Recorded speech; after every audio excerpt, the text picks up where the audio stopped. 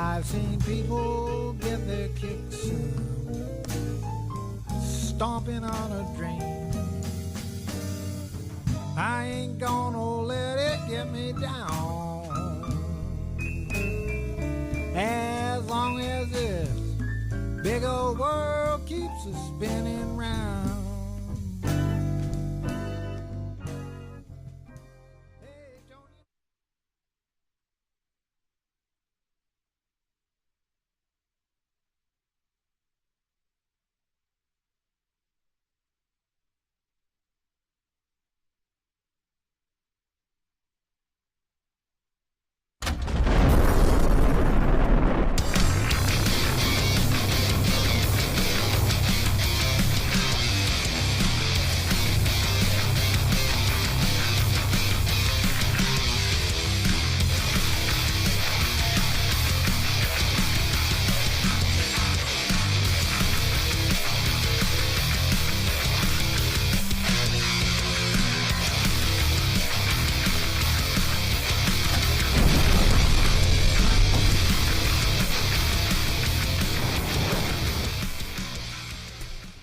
Hey everybody, welcome to Friday, June 9th, 2017, Coffee with Curmudgeons, and I was just here trying to turn the ringer down.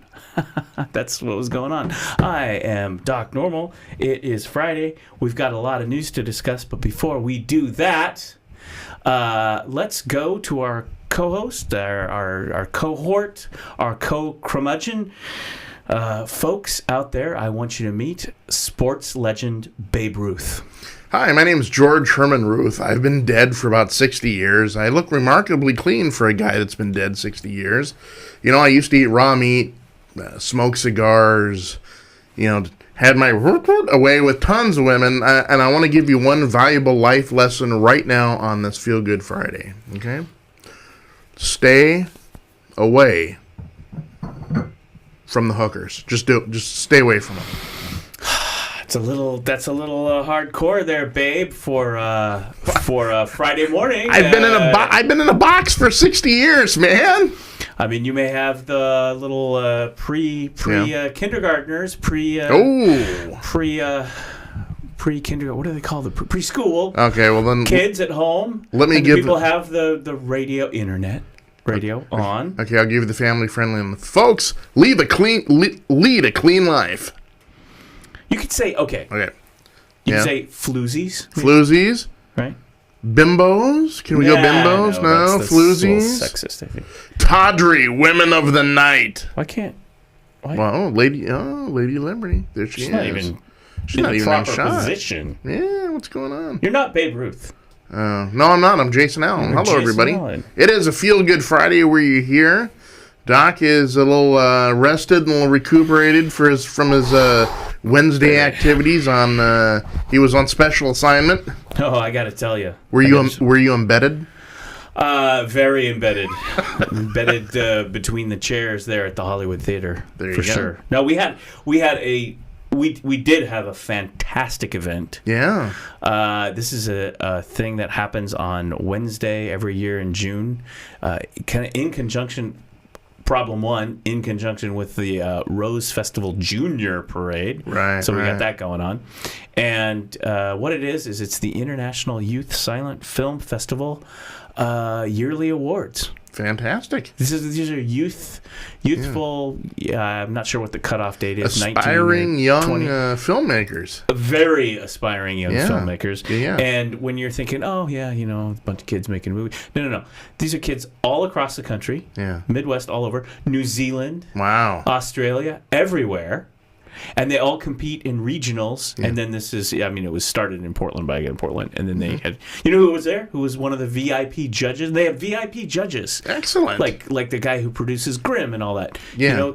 He's standing right next to me right here. Mm-hmm. I didn't say hi because I don't say hi to anybody. Will Vinton. Wow. Will Vinton. Wow. The famous claymation guy from California Portland. Raisins guy. Yeah. Yeah, he's right there. Oscar winner, multi-award winner. He's kind of got that... walrus stash? Yeah. His His cool. signature walrus stash. Yeah. So that was Will Vinton. He was a celebrity judge, and they win, and they give prizes, nice, and cash money. Wow. Well, I think it's a check, but it's like big. Like I think the winner, the first prize, the person gets like $5,000 or something like that. Hey, So and then they get to go when they come here for the awards, and those that can travel here, and a bunch of kids from New Zealand. That is cool. They get to go like.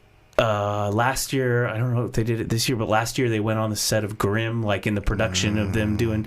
I mean, and I do it every year as a kind of an underwriting co-sponsor thing, and we live webcast it and record the show. And the reason I do it is because it's so cool, but partially I'm also like sitting there going, I wish I heard this when I was a kid. I could have made silent films. Oh, and they have an organ in there too. Ooh, so you get the full effect. So the organ is playing. Cool. The only requirement is, I think, it has to be 5 minutes or whatever. There's some time limit. It's a short or whatever. But the only thing is it's a silent film. Gotcha. No soundtrack. Yeah, but you got to, that makes it almost nowadays even tougher because you've got to be more expressive on film and sell it, So when I'm doing the show, I'm not paying much attention to what the movies. Yeah. I usually get that after the fact when I do post, which I'm going to be doing this afternoon. But because there's a lot of webcasting and periscoping and Facebooking and stuff going on, and video production and interviews. But I'm really rat holing this. But it's a good thing. You should check it out. Yeah. It's at makesilentfilm.com, I think is their website. But what happened last year? Yeah, the winner, this gal, this young lady from the Midwest. I think she was from Michigan or somewhere. Did this thing about the Mars rover and kind of things that happen that the Mars rover discovers. Think aliens, and it's like was total Pixar. It was like wow, first prize. So the level of and the crew, which gets a break because they spend a half an hour, 45 minutes watching these movies. They all just sat there and they were like, "Gosh, these are good." It's like, you got to think if you're going through regionals and then you get to the top, or you're going to Portland for the awards. All the young aspiring filmmakers at this point. Holy cow, the hoops they've already had to jump through to get to this point only proves the point of these being very, very talented young individuals. So the level is great, and if you have kids, teenagers or whatever, check it out. It's very cool. And of course nowadays the thing is, we didn't have this. We were going crazy. No, we had nothing. We don't have the digital cameras and the editing, Final Cut, and all that. We didn't have any of that. We had Super 8 was as close as we had until video VHS came out. Video cameras. Yeah, but in the old Allen household, when I was growing up, all we had was viewfinders and a flashlight. That's there it. You go. There you go. Yeah. I had an Instamatic camera. Ooh. Remember those remember the cube with the. Yes. Yes. It had 4 bulbs in it. Right. And as soon as you took your picture, you had to turn it and click. Well, I think it auto-turned. Did it? Yeah. Yeah. I think it would flash and then turn. It was it was automatic. Yeah, my parents wouldn't trust me with the camera. I went to the World's Fair up in Washington State one time. I took these gorgeous photographs with a Kodak camera that was all made of plastic with one of those cube flash bulbs. And I got it back and I was like, oh, these pictures are cool. And it was kind of this weird film that you loaded in. I think it was called 120. Okay. But we didn't get Super 8. I would have gone crazy. That's how people like Spielberg and even J.J. Abrams and all those guys. That's how they got started. Somebody gave them a Super 8 camera and they started filming, in their backyard. And the rest is history, right? But today we've got all this crazy technology. The other thing is, and this is even more important than the production technology, we have I did a little digital short film back in '99. Ooh. But we didn't have YouTube. Was it the Monster Mash rap? Well, no. That was different? That was different. Okay. Wait till Halloween, Jason. We'll get to Sorry. that. I'm just throwing it out there, foreshadowing. Well, that's it. But no, I just wanted to do a little digital film making. Was like it just come about there in like '99, the late '90s. But here's the thing: when I was done, where do you go watch it? Yeah, that's true. There's no YouTube yet. There's no Vimeo. That's to come in a few years. You have to share with your friends literally by all getting together. Literally, you're putting it on VHS. I submitted it to some film festivals. I didn't have high hopes. No? No. Well, you're a young budding Spielberg, you know. But you know what I got? What'd you get? And we have to frame it and put it up here in the studio. A rejection letter from Sundance. Really? Yeah. The Nice. Sundance. I paid like my $25 or whatever and sent it on a VHS. Yeah, submitted on VHS. We didn't even have DVD. Was it written in Redford's own hand? You know, Sundance? Like, here you go. No? Son, you suck. Oh, wow. Sincerely, Robert Redford. Robert, that is so uncool, dude. I had more hopes for you than doing that. I enjoyed you in, Butch Cassidy and the Sundance Kid. I enjoyed you in All the President's Men, and here you go writing rejection letter. Robert, I am disappointed in you. Dear Doc, a river is running through your VHS where you destroyed it. Right. Oh. Oh, man. And that's when he knew his dreams were shattered. Yeah. Robert Redford watched my VHS. We know he did, right? Yeah. And afterward, he started having flashbacks of Butch Cassidy, kind of like you do a 60s LSD, and he grabs the 6-shooter and puts on the hat and starts right then my video is just flying out bullets and video all over a young aspiring filmmaker. He sits there and triggers a 60s Sundance LSD flashback. But you should take that as a plus. Yeah. Not everyone could make him go into a 60s LSD flashback. You, sir, Butch made Cassidy. it happen. Butch Cassidy, right. Yeah, it was funny. But I was like, I didn't have high hopes. It didn't quite turn out the way I wanted to. I went through multiple script revisions. I had some production problems because guess who was filming? The only thing I was not doing, luckily, was being in front of the camera. I had 2 actors that I got to be in front of the camera. Gotcha. And they were great. I don't know. It's kind of foreshadowing of stuff that's happening now. That's kind of Doc Normal's vibe. Gotcha. Yeah. You can read some of my specs for doing some kind of futuristic dystopia to sci-fi that's eerily a lot like what we're dealing with right now. Yeah. Incredible. But anyway. Yes. Anyway, so that's that. So the deal is it's a bit. They're doing interviews out in the hallway. Yeah. The Hollywood Theater is very small. It's an old theater. Yeah. Not a good place where you set up lights, cameras, and do step and repeat interviews. So we're always having a challenge. So there's a lot of technology, and it's a nonprofit thing. It's so we're doing that, and then the theater and the organ and the movies and interviews and things up on stage. So it's quite a production. And of course I roll out a lot of equipment that's in here, big heavy boxes. Yeah. So that's Doc Normal, the Jack LaLanne of video production.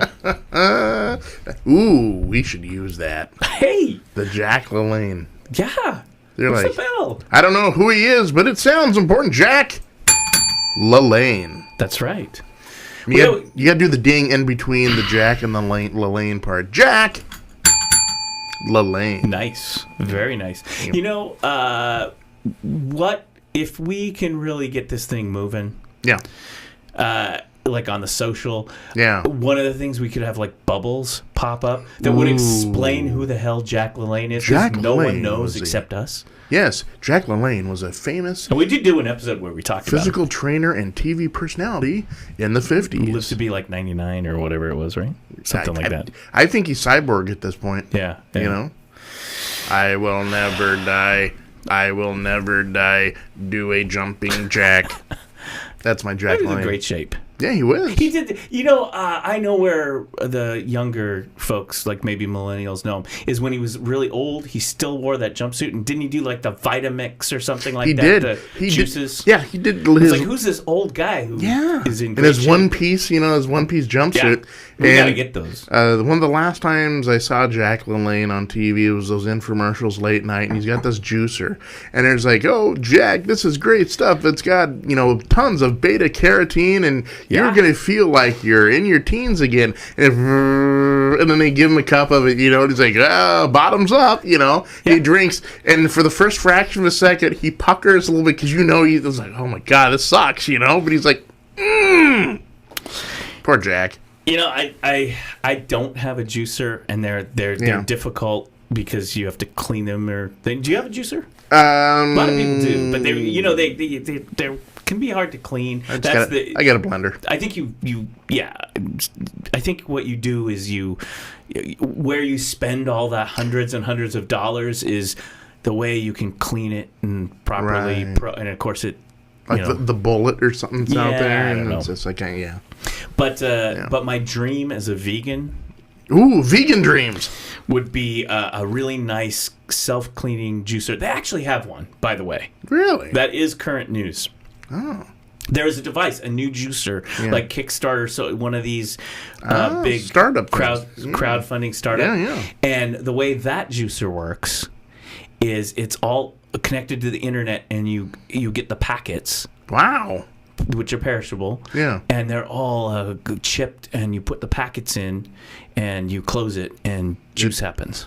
Wow. So that's like Jetson stuff. Yeah, but there's some controversy about it. We'll have to look it up. I know that happened like last month. They were talking about this juicer, and it's you have to get the packets from the people. And, proprietary. Yeah, it's like patented and all of that. You can't just go out and do it. Kind of like those silly coffee things that you stick in. Doc does not do that. Doc grinds his own Keurig or something like that. Yeah, right there. Trader Joe's Dark Roast, $4.99. I swear by it. If you like coffee. When you need a savory cup of coffee, try Joe's Dark. Joe's Dark comes in a variety of sizes, and it's got a very decorative look to it.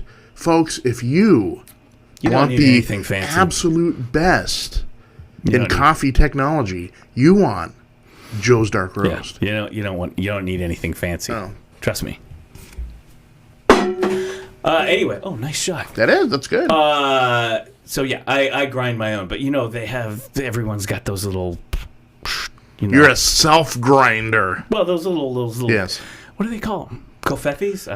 That joke's done anyway. Keurig or something like that? Keurig, yeah, those little Covfeffe, things. right, yeah. Now you just go to the store and they have all of those. Right, you buy a little box or whatever, and you put it in there, it'll shut down the lid, it like self-opens it and makes it all. I've had it. It's been there, done that. Still got my own. Yeah. It's good. Yeah. Anyway, so they have those packets in the juicer and all of that. Yeah. But my vegan dream, Kickstarter, this is what we have to do. Yeah. We copy their juice thing with the packets. Perfect. Okay. Perfect. Yeah. Okay. And they also, on Kickstarter a few years back, people have had brewmeisters, and people are inventing a mixology, like with the tubes, and it's all internet connected. Ooh. Internet of Things. You could go up there in your app and go, shaken, not stirred. Oh. Boom. Combine the two, the juicer and that with the vodka tube. My vegan dream. Wow. So I'll be as healthy as Jack LaLanne and as drunk as John McCain. There you go. LaLanne McCain.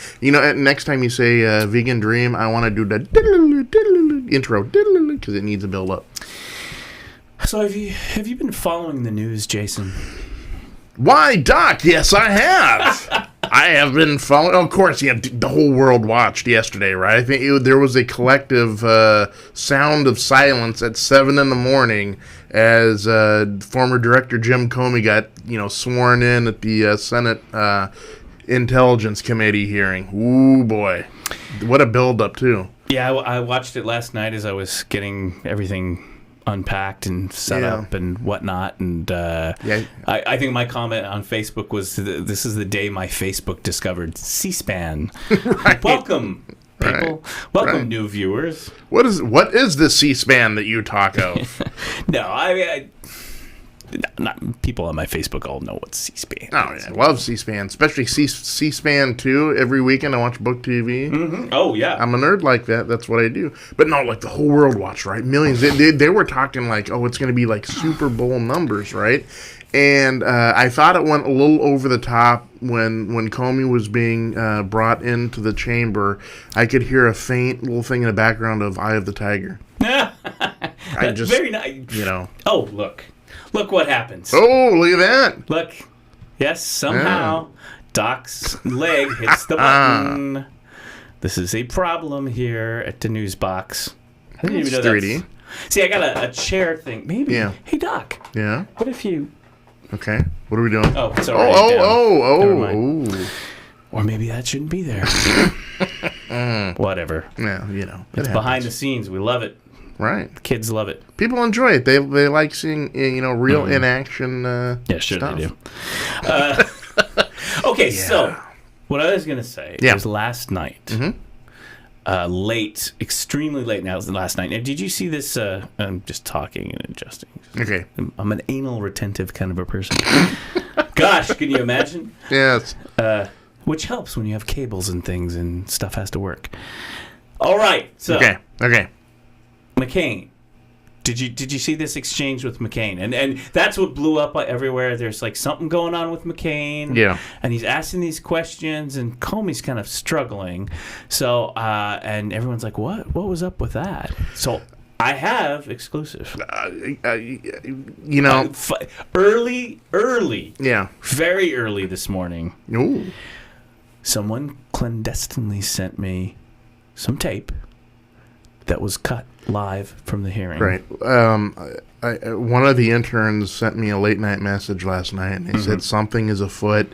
We've got some stuff, and of course, when I hear that, I go into full freak out mode. So I literally at 2 a.m. I jumped in a trench coat and went to the local parking garage, thinking I could maybe hook up with Deep Throat, right?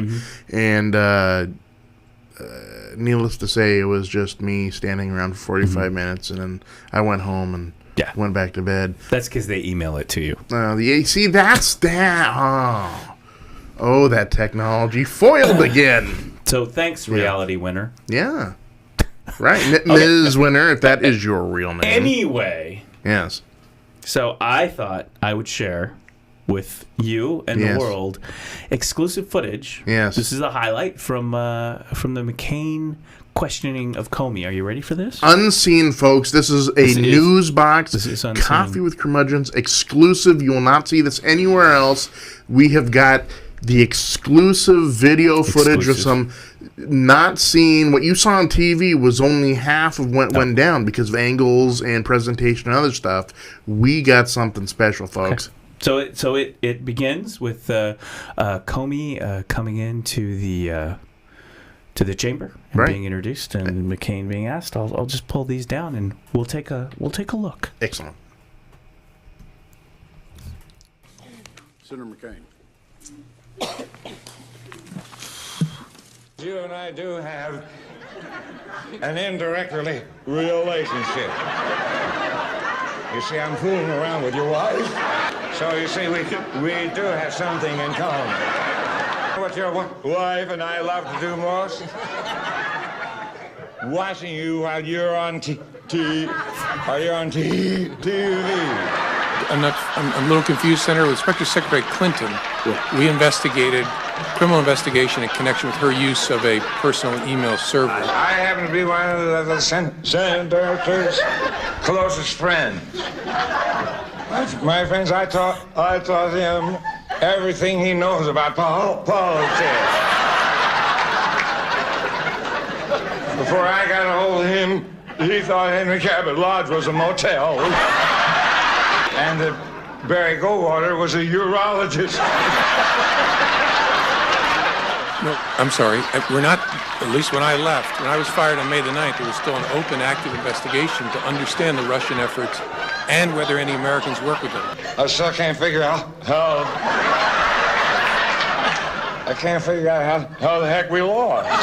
The only way I can figure it out, it must have been simply bad timing. Even as it was, we came pretty close. If one half of a person out of every 100 people had voted for him,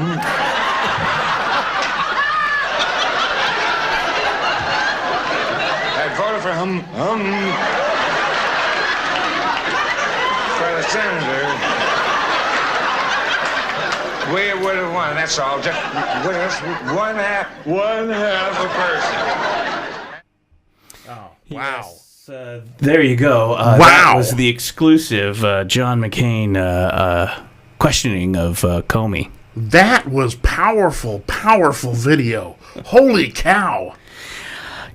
You think Senator McCain had a few too many before he walked into the room there? No, I think Senator McCain he should have had a few more, man. Holy cow. It's like, I think he and Pelosi need to lay off the afternoon martinis. Pelosi's been having some issues there too, you know. Yeah, when I saw the McCain questioning yesterday, he literally there. In fact, I didn't download the actual moments, but if you watch the testimony, he starts out in that clip when they introduce him. He starts out with a. You hear him go. I mean, you just like. He looks like he's riding the desk. It's like, I know what this is. Everyone's like, what's wrong with him? It's like... Right, yeah, There was actually a couple moments where McCain does one of these. You know? Yeah. And I immediately thought of Foster Brooks. Oh, yeah. It was such a weird, awkward questioning. Like, who does McCain remind me of in this? Brooks. Foster Brooks. Right. And then I started watching the Dean Martin roasts, which is what Foster Brooks was known for. They'd have these roasts. It was from the Friars Comedy Club. Yes. Where they'd have a private dinner, you know, and comedians would come, and one person like Jason Allen would get roasted. So we'd sit there. I think they still did these on Don comedy. Rickles, Dean Martin. I remember John Wayne was in one. It was Joe Namath. It was all the you name it. Sammy Davis Jr. All these people. Yeah. But Foster Brooks was always the returning guest to go up and roast, and he would go up and play this really extremely drunk guy saying inappropriate things at the person's roast. So that was Foster Brooks. Cut in a little Foster Brooks. Did you? Oh, I watched it all live. Okay. I watched it all go down live. But did you like our exclusive clip? You know, it added. Maybe you just should have gone to sleep. Well, I know. I treasure that. It was for me. It filled in a lot of blanks. Mm-hmm. It went really just behind the scenes. Mm-hmm. You saw what really went on in that room, and I feel like a much more informed and better human being because of it. There you go. Yeah. I just literally literally. Yeah. Like, literally, you know. When I watched that and I rewound it, I even saved a couple parts on my phone here that I would need to put over that are McCain doing the heavy Foster Brooks thing. Yeah. And then his excuse was, I stayed up late and watched the Diamondbacks. Yeah, I don't know. And when he was... It like quickly took a left turn into a wall, right? And the one thing... It took a left, right, center turn into a wall. It wasn't even close. But towards the middle and end part, he was like... he was actually making absolutely no sense at all. You know, wouldn't you give time to, the Clinton investigation and the Trump investigation? Well, and poor Comey's like, the Clinton investigation was done. So the problem was that Comey couldn't and he kept trying to explain over and over, and literally that was his reaction listening to McCain, like, Yeah. what? Yeah. To try to explain that the email server investigation was whether Hillary Clinton violated any laws by having her own private email. It had nothing to do with hacking the email, although I think the FBI but they were victims of the hacking. Right. And McCain was trying to put together something about, well, it was a double standard. Well, no one accused the Clinton campaign of colluding with Russia, Russians to rig the campaign. So it was like, and Comey's like, yes, the investigation was over. We determined she had a right to have her own private email. Whether you agree with that or not, or that she did the right thing or not, that was what they determined legally. So it was over. The ongoing investigation of what the Russians were doing and all of that, well, that continues. And McCain's just, it's like, he reminded me of Strom Thurmond in the latter days. Yeah. That was lots of joy. Right. You know what the absolutely best part of the McCain questioning was? Folks, if you want to have some good entertainment viewing pleasure, watch the McCain thing again and watch for this little bit of it. He's sitting up there and towards, he's talking. And listen, this happened. It was beautiful. He's sitting there and he asked a question, right? And then he gets this little half smirk on his face, and he looks around to the people that are sitting around the Senate, Senate committee, and he gives like he got off a zinger, right? Oh, look at me. This is witty banter. And I was like, oh, John, this is uncomfortable. What are you doing? But I love that. He was like sitting there, and he had his little half smirk after he asked the question, like, I got off a zinger. Yeah, I thought he'd be all over this because he's no fan of Trump. Well, no fan of Trump. We want to get to the truth. He's Mr. Neocon. Yeah, it's like, let's go bomb those Ruskies, Right. And so I thought he'd be like, when do we get to sign the order to bomb Putin? Whatever, because that's McCain.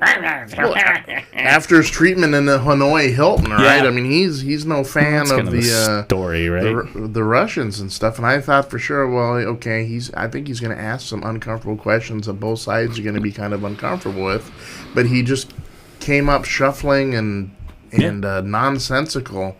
And everyone, I mean, from the late night talk shows to every other pundit to every other news show that was doing the breakdown of the post show, and all of them, universal was, what did we just see? Yeah, that was just odd. Yeah, it was. I don't know.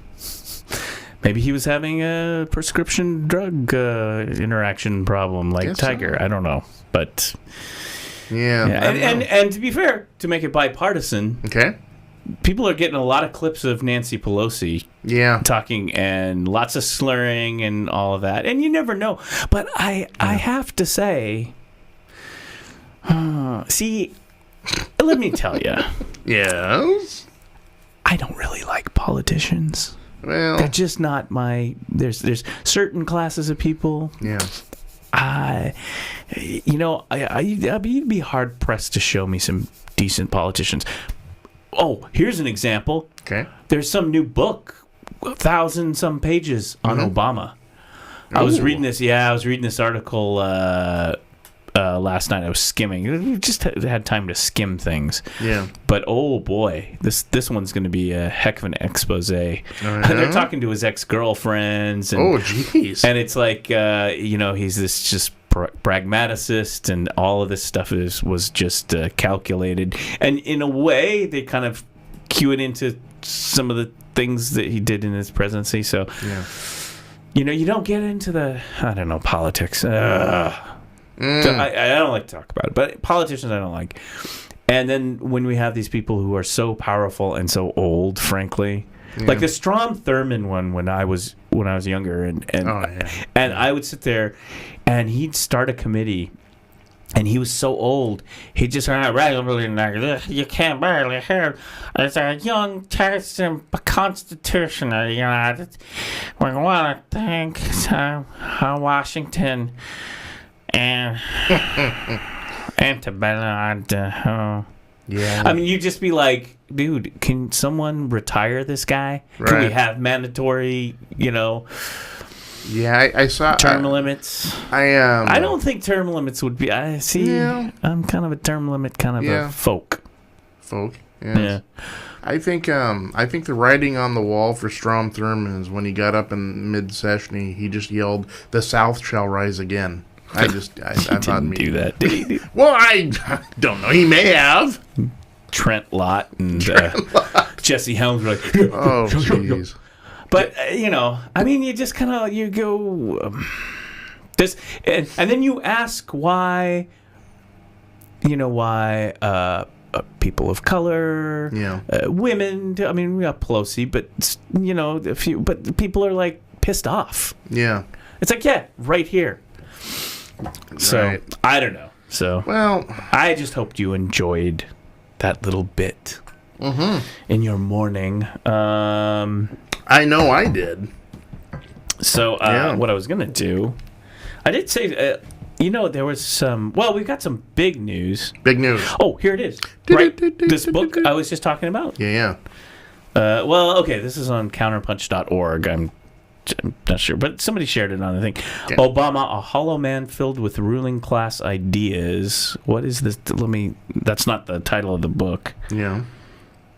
What on the starting paragraph here on Counterpunch? What on earth motivated the Pulitzer Prize-winning historian and law professor David J. Garrow to write an incredibly detailed 1,078-page, 1,460 with the endnotes biography of Barack Obama? Rising Star: The Making of Barack Obama. I don't know. This was it's a June 2nd, so I. Thinking this is a new book. Have you heard of this one? I have not. Interesting. Rising Star: The Making of Barack Obama. I mean, it's kind of sounded like a hit piece, but then it was kind of like, it's like the article was not. I'm just gonna since I mentioned it. No. It's brand new, May 9th, 2017. Rising Star, right up there on Amazon. So, the inside scoop on Obama and the presidency. Right. Yeah, I just wanted to pull that one up for you There you go. because I mentioned it. So, what else we got in the news? So, we've talked to Comey. Is he testifying today, or was he done? He in the morning was the public session, and the afternoon was his private Yesterday, session. yeah. And half of his answers were, I'm not comfortable talking about that. Let's talk about that in private. Next Tuesday, I believe, is Jeff Sessions' turn. And he's already canceled once, and there are a lot of people thinking that he's going to cancel again. So I take the new shoes approach to that. Baby, I can't wait. right. I would love to see him and Franken go at it. Ooh. But Frank is not on that committee, is he? No, I don't think he is. Our Senator Wyden is on there. Ron Wyden is, That was the yes. Intelligence Committee. Yes. That was the other weird thing. When McCain was on there, it said they threw a lower third on the C-SPAN, and it said something like, John McCain, because he's on the foreign relations or defense, he's a pro tem emeritus. I don't know what they call it. Mm-hmm. It was just sort of like, yeah, we got to let this guy through the door and ask his questions. Right. Oh, good. Right. So, I don't know. What do you think the outcome? I mean, it sounded to me like all the questions he couldn't answer were about, well, tell us about this part of the Russian investigation. Are there people implicated? Is it this or Right. that? And all that stuff was like, nope, I'm uncomfortable answering that in the open session. Which is, I believe him. I am no fan of Comey. I have not. I'm like, Wyden came out and he said, hey, I'm no big fan of yours. You know that I'm all about privacy and that. But then he said, but I think your firing was not good. Not good. And I'm kind of in that thing as well. I'm like, I've had lots of issues with Comey over the years, but at the same time, right now, I don't.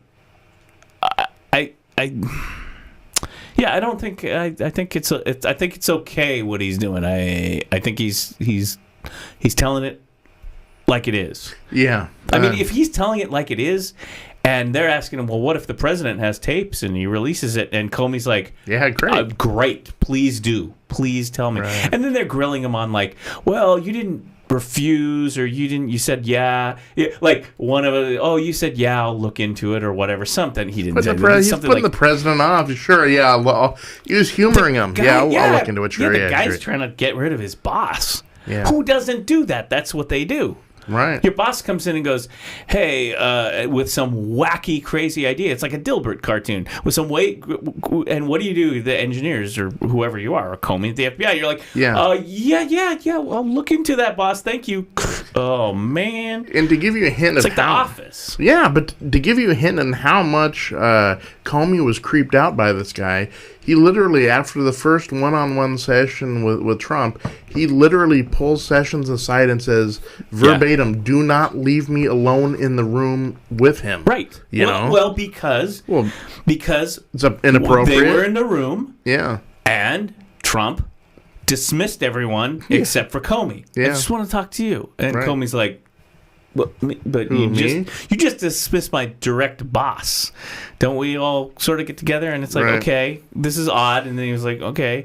And then we're okay, right? We're good. And then the other thing he said, he up until he was fired, the guy's calling him going, oh, you're doing a great job. You're doing a great. Yeah.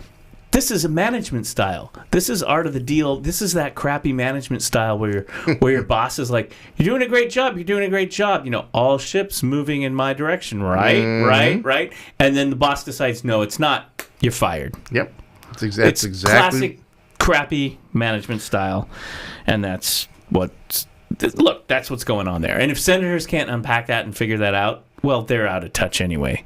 But anybody who's in a workplace environment with a boss, middle management, right? Yeah. This is not. If you put on your hat and listen to what he's saying about his interaction with Trump, it's like, I bet you go, oh, I had a manager like that once, yeah. Mm-hmm. Until I quit or I changed departments or. Or got fired. Change departments, you no longer know where I live. Yeah. No, but the thing about it was that to the point of the awkwardness of and his management style and just the whole vibe that went down. Folks, when you're alone and with a boss or a someone who's higher up the food chain as far as company wise, and they're never going to tell you, they're never going to look at you in the face, and they're never going to tell you, you better do this or want, right? Right. They're always going to say very greasily and slickly, like, hey, this whole thing, man, this guy's a good person. I hope you can see your way clear to letting this go. Because, he's such a good guy. He's not a bad guy. I just hope that, this will all work out and you can see your way clear just to, because there's nothing there. Just go ahead and some of these guys were hammering him about that. It's like, well, he said he hoped you wouldn't do it. It's like, yeah, there's no pressure there. Right. So, I don't know. The funny thing is when a lot of the Republicans tried to spin that as, remember, he was just saying he hoped it. He didn't. When you're alone, when your boss kicks out every other person in the room just to get you alone, and the first words out of his mouth is, hey, I want to talk about Michael Flynn. Let's have dinner. It's not it's a directive. He's telling you what he wants you to do. And here was a heads up. I thought this was a little fascinating. He's calling him on the phone, which he's talked to Trump more than any other president that he's worked for. Yeah. He was like, I talked to Bush a couple times. I talked to Obama a few times. They were all related to certain, terrorist investigate, when do you need the president to talk to the FBI director? Yeah. Unless you're, doing something that you shouldn't be doing. You're going to call up the, hey, we got a threat. Are you on top of this threat here and tied into the national account? That sort of thing. But even you have, this is a bureaucracy. So the FBI director, extremely powerful, runs the FBI. Yeah. But he reports directly to the Attorney General, right, or the Right. Assistant Attorney General. Yes. And so there's a food chain up there, and then there's the National Security Council, and then there's the guys up there. It's not like President, FBI Director, Right. And in fact, since was it Hoover? No, what was? Hoover was FBI. Yeah, He created the since FBI. Yeah. him, they reformed the whole FBI structure Yes. to make darn sure the president and the FBI director aren't, because he's the top cop of the United States. He is supposed to be independent and nonpartisan. Yeah, a lot of these directives and protocols were set in there for a reason. A lot of them were set up in the post-Watergate era. So when you say, well, it doesn't seem that strange. Yes, it does, because there are set communication protocols that you do not deviate That's what from. the government bureaucracy is all Right. about. Right. Like somebody goes over your head in a government system. Oh my gosh. Yeah. I mean, it's politics. That's what politics is. More so than even in the private sector. Right. Which is part of the problem we have right now Yeah. with this president, is he's from the private sector. Cut corners and do all this stuff. That's not how Washington works. For better or worse. Yeah. And we all hate the red tape and all of that, and it's gotten silly. Bureaucracy, But still, there's like what in the case of handling Comey. Hey, let's come over to dinner.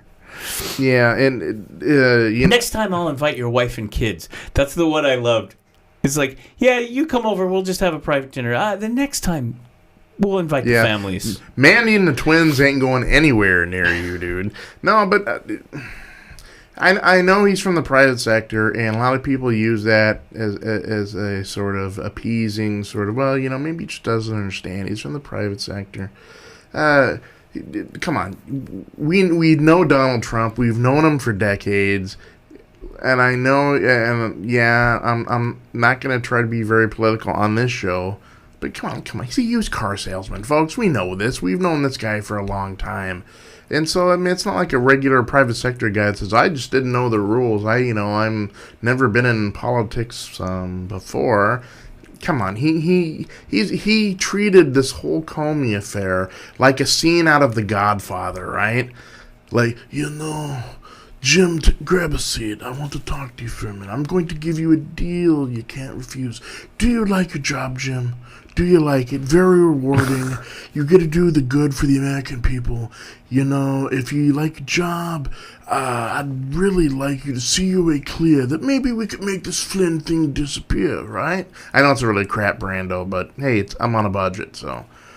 But that's what I'm trying to get through, folks. And, before we move on to something else, Jason's takeaways from the Comey thing. A couple things I want you to put in your ear to make you think about it, maybe tack it onto a wall, is some stuff that was said but was almost unsaid, between the lines that not only I, but a lot of people caught. And they said, wow, there were some, if you were looking, there were some revelations about it.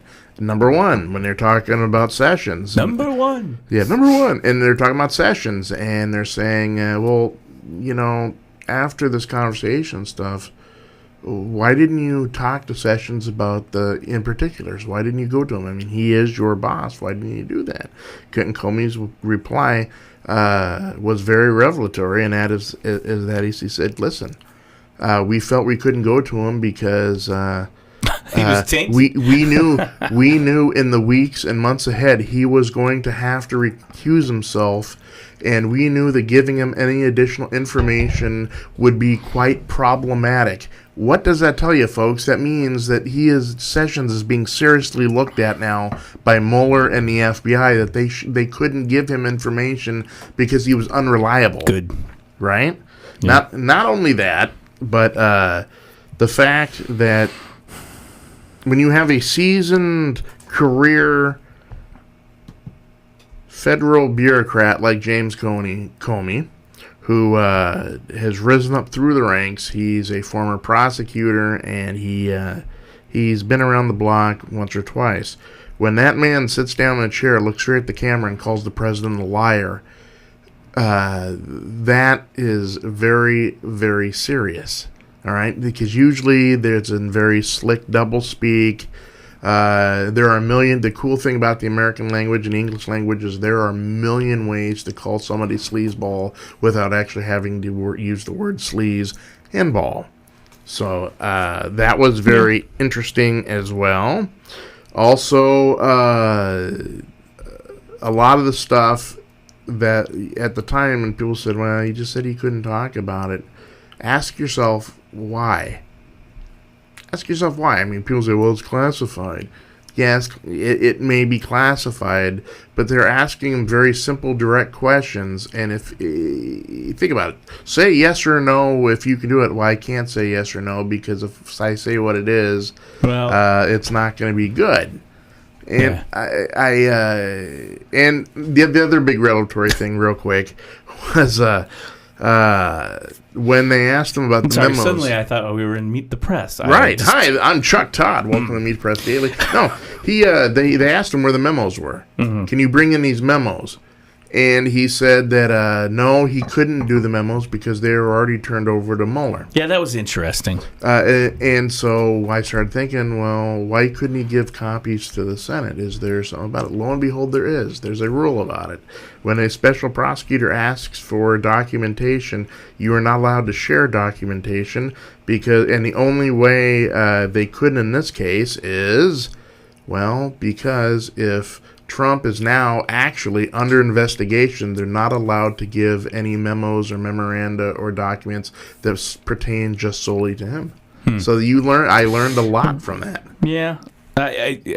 So anyways, let's get off politics. Well, that was, exactly. I mean, that was the finally he tweeted.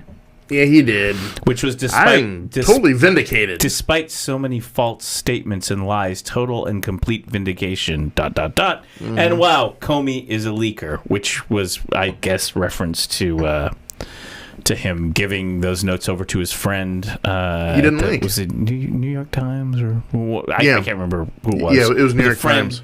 And then so they could write the article. There was something about that. There was a thought I had. And wow, we really drilled deep into this. Yes. Not nearly as deep as we'd like to go here under curmudgeons. Right. We just want to gloss over the news. It happened. Watch look, someone pushed the button. Bombs are away. Well, on to other things. How about Jack LaLanne's jumpsuit? Jay-Z over in Sports Desk. What's going on? Jay-Z's not here. Oh, I haven't even that's mentioned right. it. Yeah. Sorry, Jay-Z is off on assignment. That's right. But that's what we should do next, sports.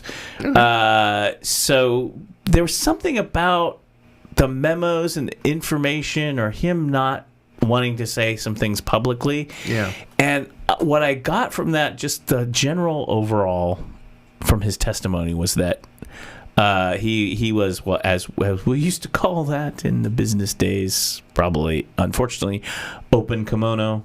Yeah. About himself. Yeah. Bring tapes on. This is what I said. I got in the car and started writing down what I was. Remember, Jim Comey's a lawyer. Yeah. So he and him handing the notes over to publish in the press, I'm guessing he just didn't imagine that in his head. He probably considered it from a legal standpoint. Can I do this? In fact, they even had procedural things. Is this classified or not classified? Is it actually? It's not. Yeah. So I'm thinking he knows, and if he doesn't know, he's already calling another lawyer expert to get a read on it. So I don't think is gonna screw that up. He's not going to be, off the hip, off the cuff, hey, let's just do this, okay? Right. Well, he said as much, too. He said that when he told contemporaneously, he told, the special counsel. Yeah. In other words, first people he ran to was the lawyers saying, hey, let's define this legally. So, and again, whatever you think of Comey, and at some point we should talk about UBS or what, not today. Not yet. We'll do that, but some interesting things there. Yeah. Well, let's just say Comey's Wall Street. Yeah. So he does all that, but I got this sense that maybe some of this information he has or that's getting investigated or that's in his notes or whatever may be embarrassing to others. And I'm not talking about Trump. I'm talking about maybe allies, maybe other people. It is. I just got that feeling. I was like, there's something he's trying to avoid, and I'm feeling like there might be a reason, and it's not him personally. No. I can't remember where I got that sense, but watching it, and I kind of went back and I went, oh, wait a minute. This is what you do when you don't really want to go full on because, let me share my notes, because not only will they tell you what happened, but they'll make Jason look bad too. Right. And I don't want to make Jason look bad. It was that kind of a sense. Right? Yeah, this whole investigation is just and it wasn't about Trump. It's something else that made... It's very tangible in the periphery. He's uncomfortable about something. Yeah. He's very uncomfortable about something. Oh, I think so too. And I think there's something in all this that's very uncomfortable. And we've had the leak. Yeah. We've had multiple leaks. Well, what do we call it? The leak. Well, she's didn't get bail. This is Reality Winner. Right. NSA contractor, right? Yes. NSA. Yeah. And so she got the documents and gave them to the Intercept. I saw that thing just play out. It was like, boom, here's the Intercept. And I was like, oh, my. Yeah. I did a George Takei. Oh, my. Oh, my. Oh, yours is better than mine this morning. I love George Takei. Oh, my. So do I. I spent hours in front of a mirror just going, oh, my. Yeah. Well, that was the paper, the Intercept. Yeah. And then they immediately nailed her for really silly reasons, and she's not going to bail, and in this environment they're probably going to throw the book at her. Here, this is this new Obama book, 1,400 pages. They're literally throwing it at her, right? Read it. Enjoy your politics. You're going to have the time. Read it. Hitting the head. Ow, that Obama book hurts. Well, wait till you read it. That's, but anyway, the judge said no bail because she had written in her notes she wants to burn the White House down and all this stuff. So, I don't know.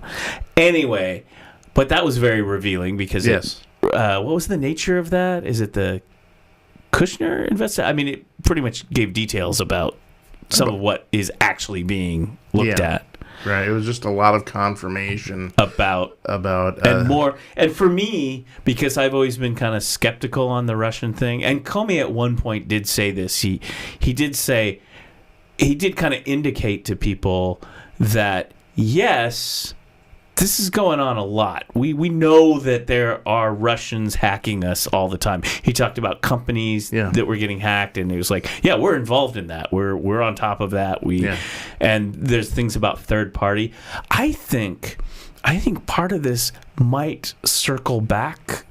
Okay, I'm just wildly speculating here, but I think some of all of this may circle back into the DNC." Maybe the Clinton campaign and all of that, and maybe something around the hacking that embarrasses either individuals or maybe even companies or security people, security firms. That is also... That's kind of what my spidey sense was telling me. It's also distinctly possible because, I mean, one thing we've learned just at the very beginning of this whole ordeal is this is a muddy investigation. And as a technologist, this is not new. This hacking, phishing, spear phishing. I mean, it may be new to some people, who are new on the internet, but you're talking government. Oh, yeah. You're talking military. Are you telling me that the military is the Pentagon just sits there and goes, we got hacked by Russian? No, they have to have full departments, probably billions of dollars, to not get hacked. Yep. And maybe stuff happens sometimes. It does. But there are people whose jobs are to follow that every day. And military, corporate, government, those are the targets. Doc Normal's WordPress blog. Who knew? Trust me, I've got hacked a couple times. I'm telling you. And it's so weird. And I still need to find if I've saved the logs and everything, because it was a fascinating forensics for me to go through and go, what did they do? How did they do it? Why did they do it? The IP addresses came from places like Russia and Asia. I don't know if that was true or not. Maybe now more it was true, because I'm always like, well, you can spoof them. Who knows? But I think now in this light, it was like, but but these are like spam. Okay, where a lot of hacking happens Yeah. is the reason your blog or whatever, where they try to hack. Yeah. Okay, and they find like vulnerabilities Oh, sure. in the website. Is what they're trying to do is get on there so they can use it as spam or as a bot, you know, and do denial of service, ransomware, sending out spam. That's why your email gets hacked, Right. so they can use your email to And your to spam. contacts and everything else to further whatever they're going to do. Sure. So it's not that stuff is it's not to steal national secrets unless you have national secrets in your Gmail, or on your server Yeah. in Nantucket. I mean, So who knows? the government has been fairly upfront about the fact that they've said that the reason why the Russians have done this is just to create chaos. They're Well, just yeah. to take a giant stake and poke the bear. See, and I have a hard time about the fake news part of it, because I saw that and I was like, this is politics. Everyone's releasing fake news and that. So the fake news part is yes, there is fake news. Yeah. You need to be smart enough to know that it is. But the hacking, it's been going on all the time. So Yeah. the fact that this is became a huge deal was interesting to me, because I thought that people in those positions would be more aware of it and preventing it. Like the DNC, great example. It's like, how did you? And Yeah. he even said the FBI has not seen the direct evidence, which is the direct logs, the actual files. Yeah. They have gotten the information from a third party, Yes. which has seen and reported on it. Right. That can be good, that can be bad. I'm not, as a technologist, that seems a little fishy. But if you have a trusted security firm, Yeah. like you can do that. You can go in, you can go, okay, here's it, and it was this, and this, and you can talk to the FBI, and they can go, okay, yeah. But it's also We believe you. it's also domain too. I mean, while the FBI does have a crack a cyber unit, usually Well, there are third parties that could even be better. but usually signal they can work intelligence or hacking usually falls under the purview of the NSA. Maybe, just maybe. I'm really putting on maybe? my theoretical ideas here. So in the technology community, you see people who get big government contracts, and by people I mean companies. Yeah. These are people or companies that are very adept at getting big government contracts. Think government contractor. Right. It's not Jason and Doc. We're going to do some security. Send us LLC. some money. Right. And the government's going to go like, sure, here's the bid. Put this in the circular file. We don't know these guys. These guys are, but it comes from this big company that's a defense contractor. It doesn't matter. And I think part of that is, and some people in the technology, we know that some of those companies are not doing the best job in the world. Yeah. And a lot of it's politics and money. Yeah. It's like when you design something, the government, they design some weapon system or whatever, and it's like, hey, it didn't work. Yeah. How much did you spend on it? I wonder if there's a piece to that too. Yeah. Because before all this went down, remember, we had a huge hack of the Department of Human Services. Yeah. That was big. Huge. Government. I mean, we're talking Yeah. Social Security. Wow, that was a huge hack. Like one of the biggest hacks up to that point in the government. That was what, 2015? I want to say something. Late 2014, early 2015. Yeah. Yeah. So I'm wondering if if we peel the onion, because usually what you do when you investigate, like if you can do everything in an investigation, what do you find at the end after you've peeled the onion? You find corruption, collusion, people doing bad things, and mass incompetence. Yes. Mass incompetence. Yeah. And this is a huge government bureaucracy. So I wonder if there are things that they want to keep quiet to just show that people are incompetent, that programs and things just didn't work because It's the government. Well, yeah. And the last thing, as a government entity, the last thing you want to do is put out information that calls into question your own competence. Yeah. Right? I mean, you're supposed to be the government. You are the sentinel. You guys are the pillars of and paragons of all that's right and good within the country. And if it suddenly comes like, yeah, by the way, your cybersecurity is like literally middle school grade level. Yeah. It makes you look, it embarrasses and it makes you look stupid, like you don't know what you're doing. But there also is the thing with hacking and all that other stuff. While I'm not a hacker and nor do I play one on TV, there is. Neither am I. Right. But it's such a fluid enterprise, right? I mean, for everyone who writes code, pushes code, and says, man, this wall is impenetrable, you're never going to get by, I guarantee you right now there's a 15-year-old kid in Des Moines sitting there figuring out how in the hell to get around that. Mm-hmm. And that's just the nature of the beast, though, right? I mean, technology is so fast and so moving that when people develop protocols to stop something, somebody literally 30 seconds later is doing the same thing, trying to get over that wall. And if you're a country like, say, Russia, and you expend a lot of money and assets to go out and hire people who are technically competent enough to raise holy hell, Right. It is what it is. Yeah. Yeah. I mean, I just thinking back through a lot of things, but that's the sense I got. I started kind of piecing it together and thinking of human nature and how these things work, and these are giant systems. And I think a lot of it is like when, for example, another example, so much things are classified, not shared. A lot of the times it's just to hide incompetence. It is. Or hide things that are just, if you knew about them, you'd go, what the heck are you doing over there in the government? Yeah, perception. Totally. Yeah. And that's all politics. Yeah. So, anyway, so I think there might be an answer. This is pure speculation, pure opinion, but after watching this testimony, it's starting to go, there's a lot of things that they're trying to keep secret, and then there's things we now know with this leak, this NSA document,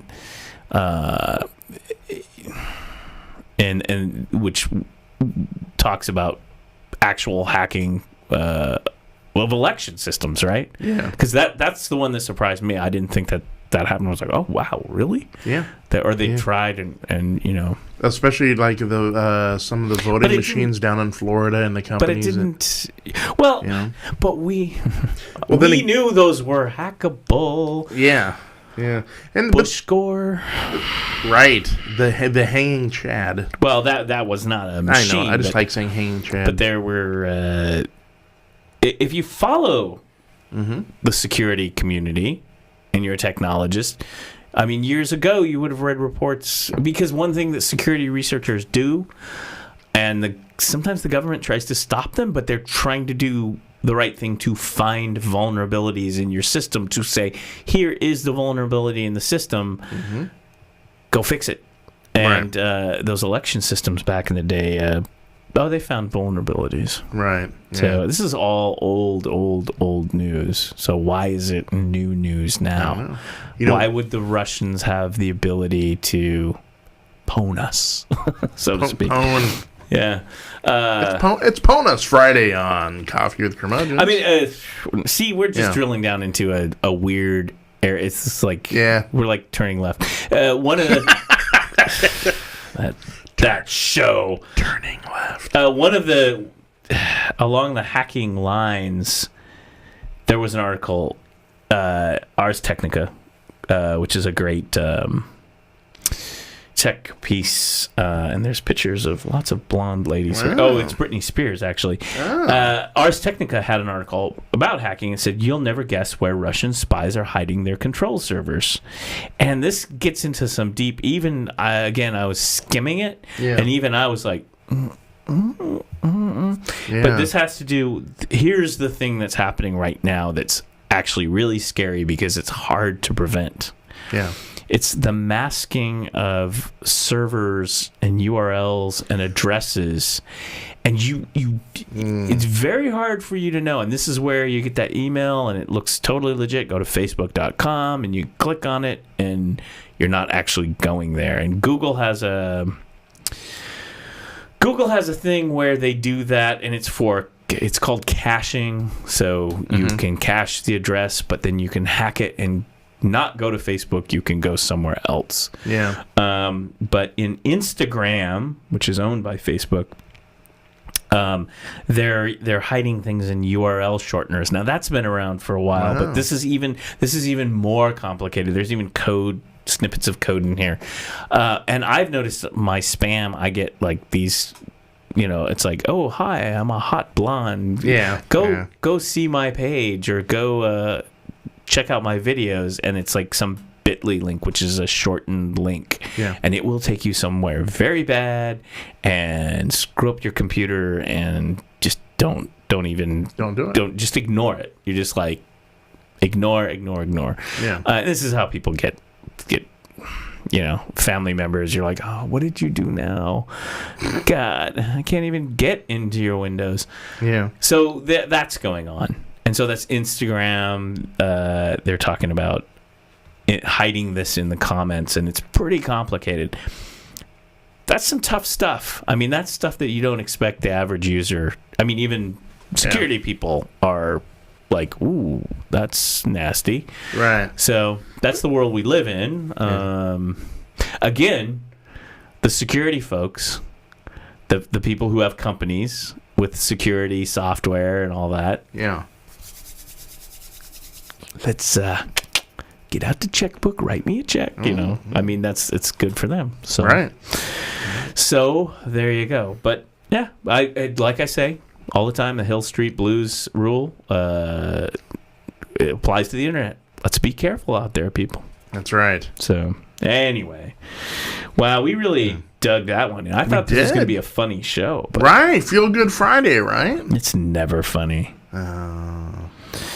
Anyway, there's still more politics. There's the British. Something going on in England right now. Yeah. What's up with that? A hung parliament. Really? Hung parliament, yes. The well-hung parliament? It's a well-hung parliament. I'm sorry. I apologize. That's a crap joke. Wah, wah.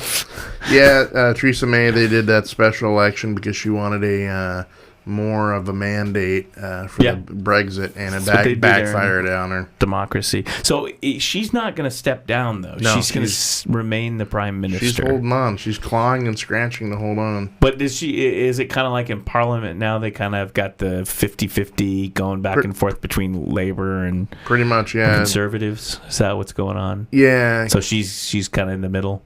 She is smack dab right in the middle. Kind of like what would be if we could have Congress where we kind of had more of a, the Democrats were controlling one house or whatever, and then, the president. Even more tenuous than that, because Britain, it's a multi-party system. I mean, there's just not like Republicans and Democrats. I mean, there's the Conservatives, there's Labour, there's the, Scottish Unionist or something like that. And then that, they took a hit there. Right. And so the Scots who want to leave the United Kingdom, right? Whatever they call them. Yeah.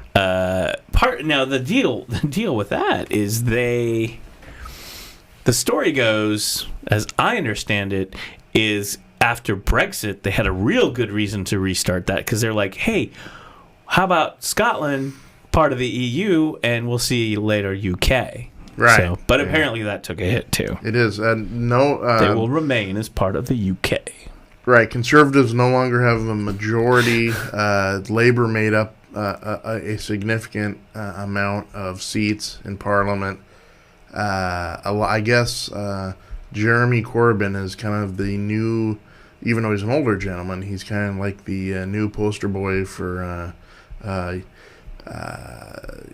the Labour Party. And yes, he is. What really demographics, when there was a breakdown late last night, evidently the Labour Party and Jeremy Corbyn himself is a huge hit among young millennial British voters.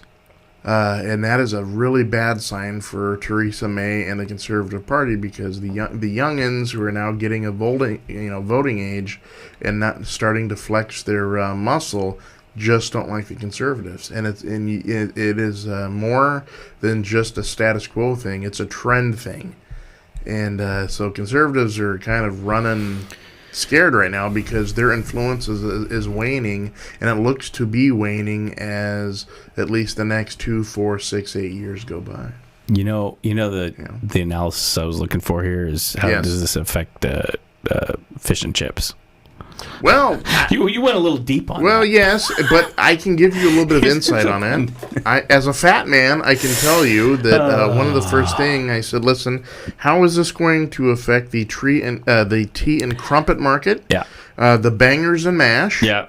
And fish and chips. Yeah. I am happy to say that at least the fish and chips seem unaffected. Tea and crumpets, however, may take a slight hit, and bangers and mash is in total freefall. Look, we got our own problems here on this side of the Atlantic. Right, yeah. Forget those guys. We got Whatever. our own crap going on, I don't man. care what happens. Let it burn. Let it melt. I don't know. They have a queen. I mean, they do. She could just step in and go, I've been here for a very long time, and I'm very disappointed in every single one of my subjects. Yeah, I declare that you all keep a stiff upper lip. Yes. Quit being a bunch of whiny bitch. Stay calm. Cheers. And carry on. Yeah. So I'm sure it'll all work out. Everybody, my loyal subjects. Okay, well, so it's Friday. We're supposed to talk about sports, and we have some sports news. Tonight, Game 4. Golden State Warriors up 3-0. I can't miss that. What time is that on? I've been missing most of it, and wow. This is the one finals that I've missed a lot. Yeah, me too. I've caught it off and on sporadically. So that's tonight at the regular times on your regular channels.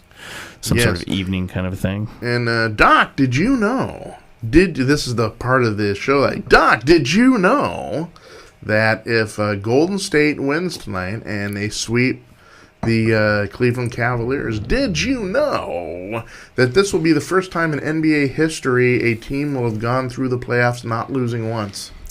I did know that. There you go. That's actually why I want Golden State to win tonight. No offense to LeBron. I love LeBron, But, I would like to see them win because that would be a record. It would be like first time in the NBA, this team swept the entire playoffs. But that'd be crazy. Yeah. I mean, they would do what they did. They had that season.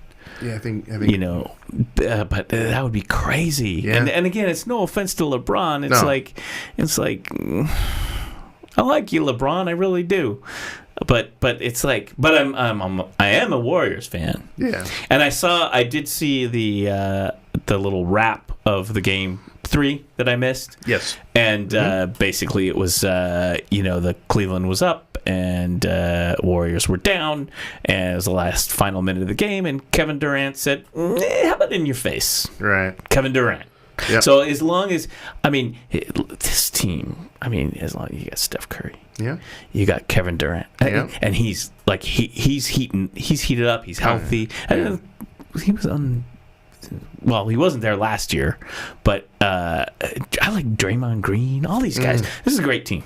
So great team, yeah. But I think that would be kind of exciting. That's why I want to watch it tonight. It's like, can you guys actually get it done? Because this is now this is gold. It's not.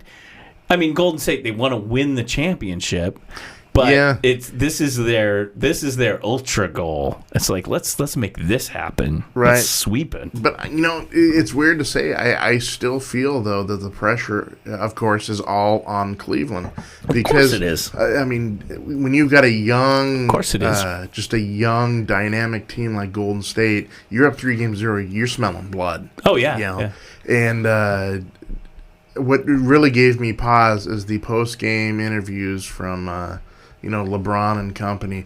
They just didn't lose the game, right? He had a beaten mentality, and that is no bueno if you're going into game 4. You want some still spark of hope. We need to fight for this, guys. We need to dig deep.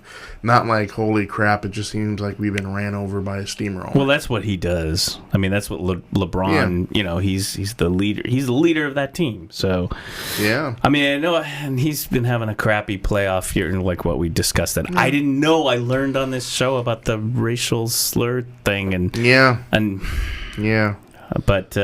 don't know. I just that would be crazy. I mean, think about it. Yeah, that would be the unbeaten through the playoffs. Didn't lose once. That is so they have the potential to lose their first game in the playoff tonight. Yeah, up in the entire playoffs. Well, it started with the Blazers.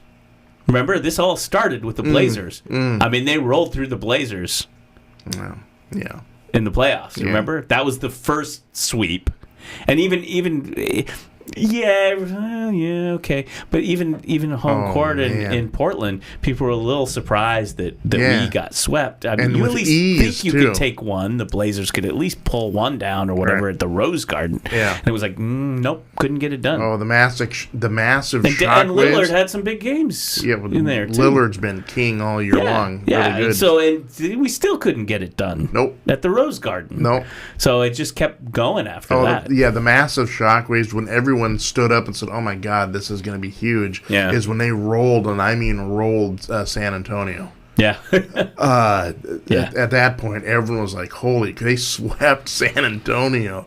Oh crap, And so a lot of people said, "Well, geez, Cleveland, they're just another year older. Here's this young, fresh team. How are they going to hold back, Steph Curry and company?" And it's been a season and a playoffs for the ages, at least for the Golden State Warriors. I mean, this is history right there. I mean, if they win tonight, So, couple before we get to soccer. Yes. A couple sports we don't talk about. We got to add all of the sports. Isn't there hockey stuff going on, right?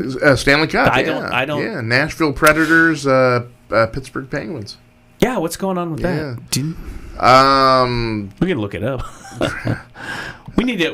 When Jay-Z is back, we need to give him some marching orders, right?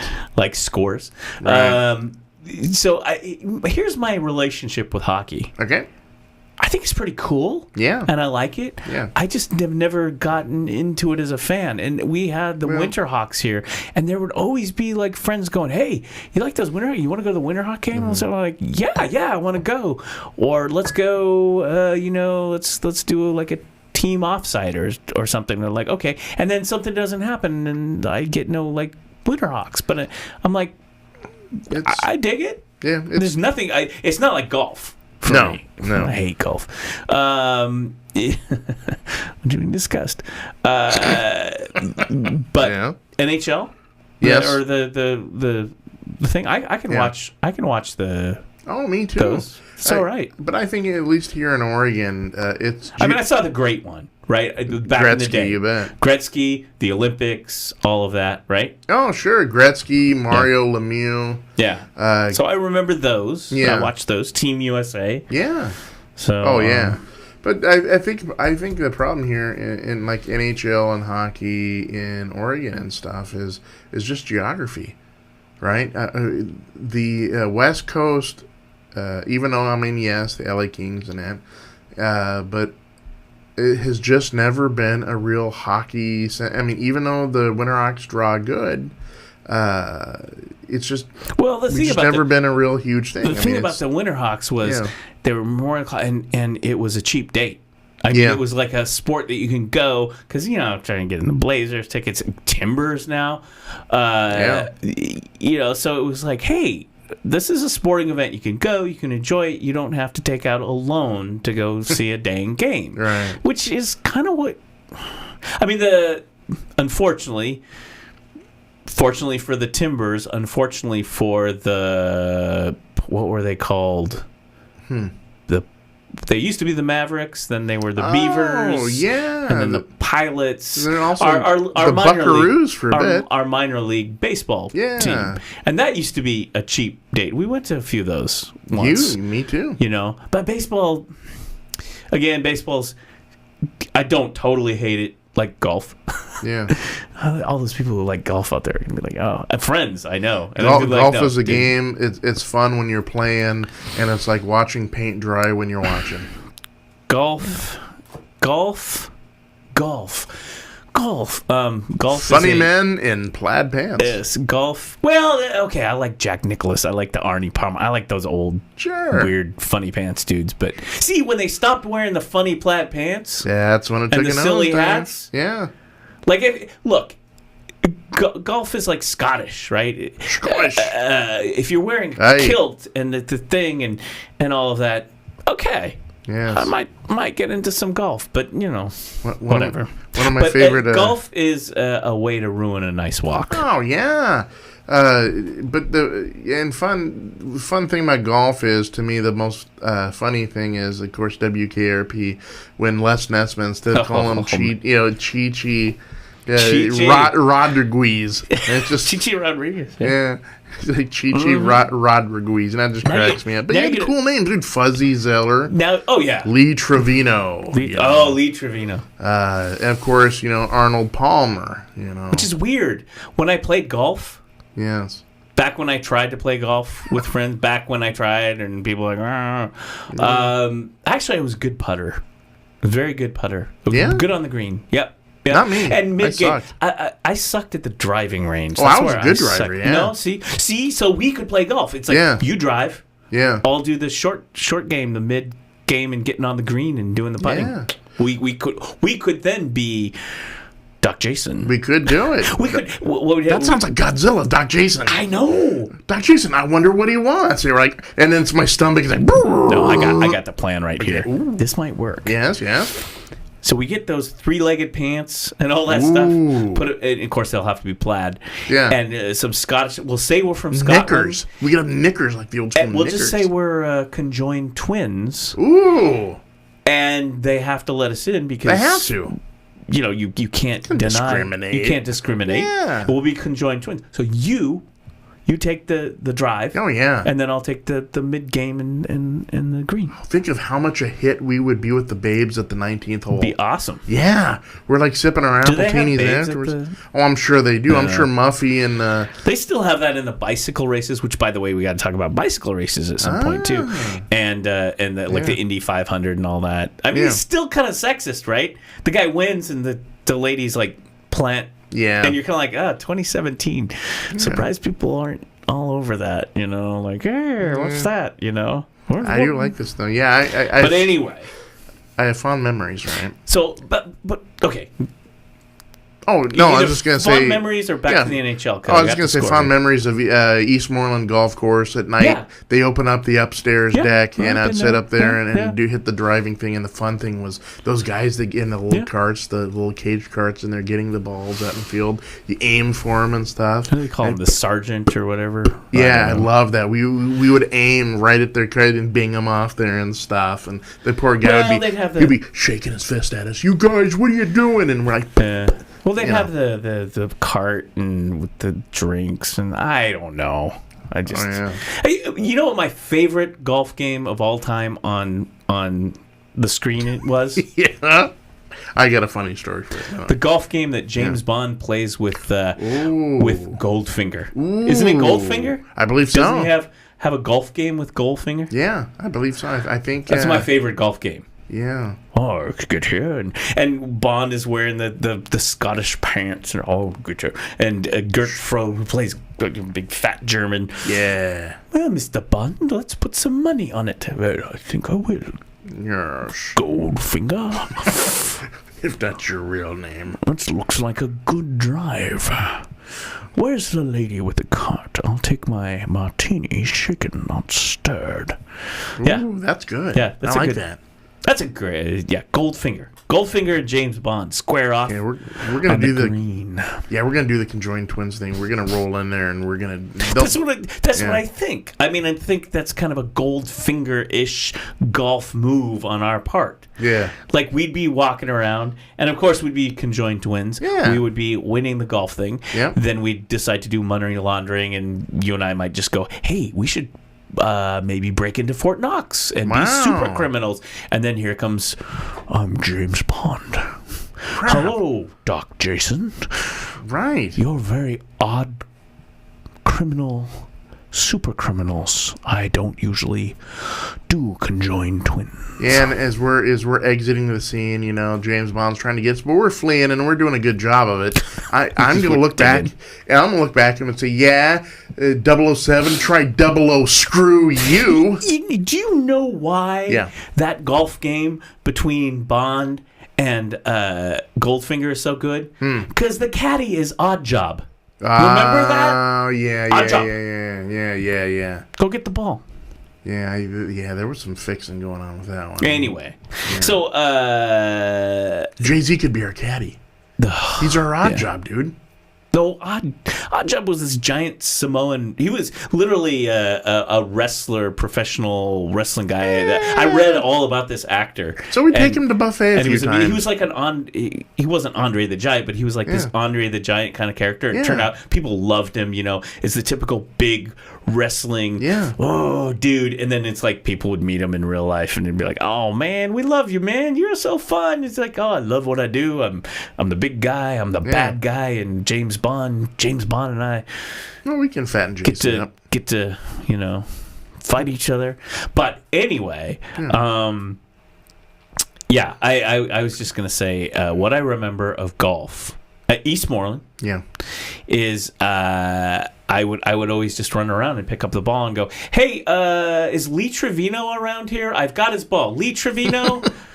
I go back into the bunker house there. And, "Hey, is there a Lee Trevino here? I found your ball out here on the course." Yeah. Crap joke. Okay. That's all right. So Predators 0, Penguins 6. That was yesterday. Game 5. That was brutal. How many games do we have? We've got a game 6. It's a best of 7. And 7. So who's in the lead? So Penguins just took them out. Do we know? I don't know. Oh, wait. I just saw it there. Anyway. Yeah. Lead series 3-2. So there you go. Yeah, that's what's going on. There we go. That's what's going on. So is it Penguins are where again?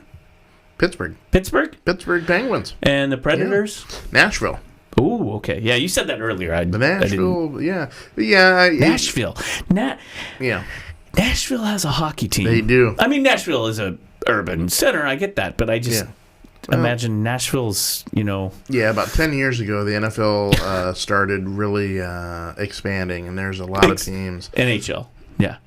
Yeah, NHL. And except Columbia Blue Jackets. Except in Portland. Except in Portland, Vancouver. Yeah, there was a lot of talk. I mean, we came close. I mean, really close to having an NHL team here. And you never know. Maybe there will be, but they expanded a lot. I mean, like I said, the Blue Jackets, Portland is a Predators, tough, big the Hurricanes. City. Yeah. I mean, just the fact that the Timbers are successful, which is good. They and soccer has always been a good fit for Portland. So Soccer City, USA, man. Yep. Speaking of soccer, yes, I'll bring this up. The highlights: USA men's team.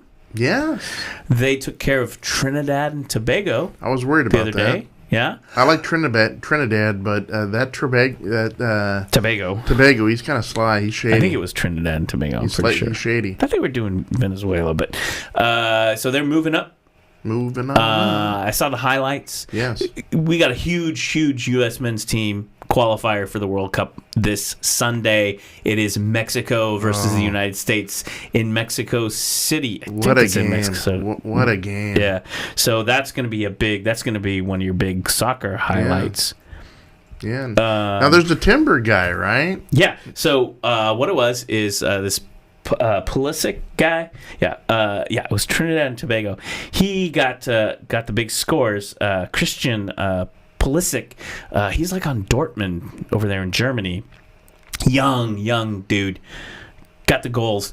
And we had Darlington Nagbe from the Timbers on the team. And him and Yedlin were just feeding this guy for the goals. So lots of talk, not only for him, but a good showing on Nagbe. And so good stuff. So he's getting more time in, and we're excited. Super excited. Huge game, USA Mexico. Yeah, but we needed that. Yeah.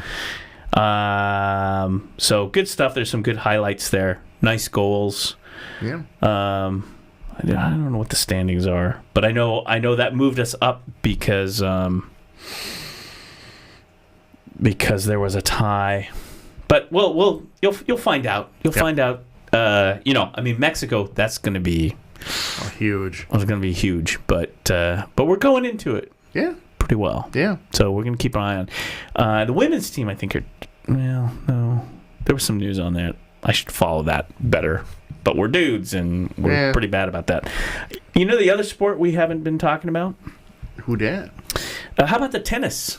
I like tennis. How about the tennis? I like tennis. Mm-hmm. I do like tennis. So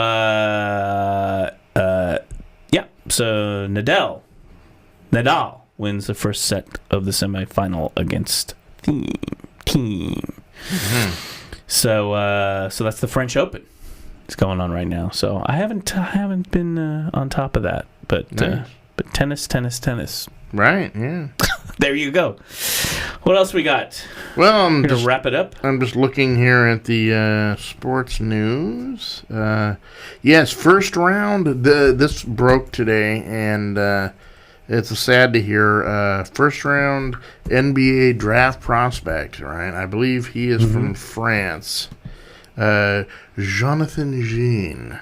First round NBA draft prospect Jonathan Jean, diagnosed with career-threatening genetic disorder. No.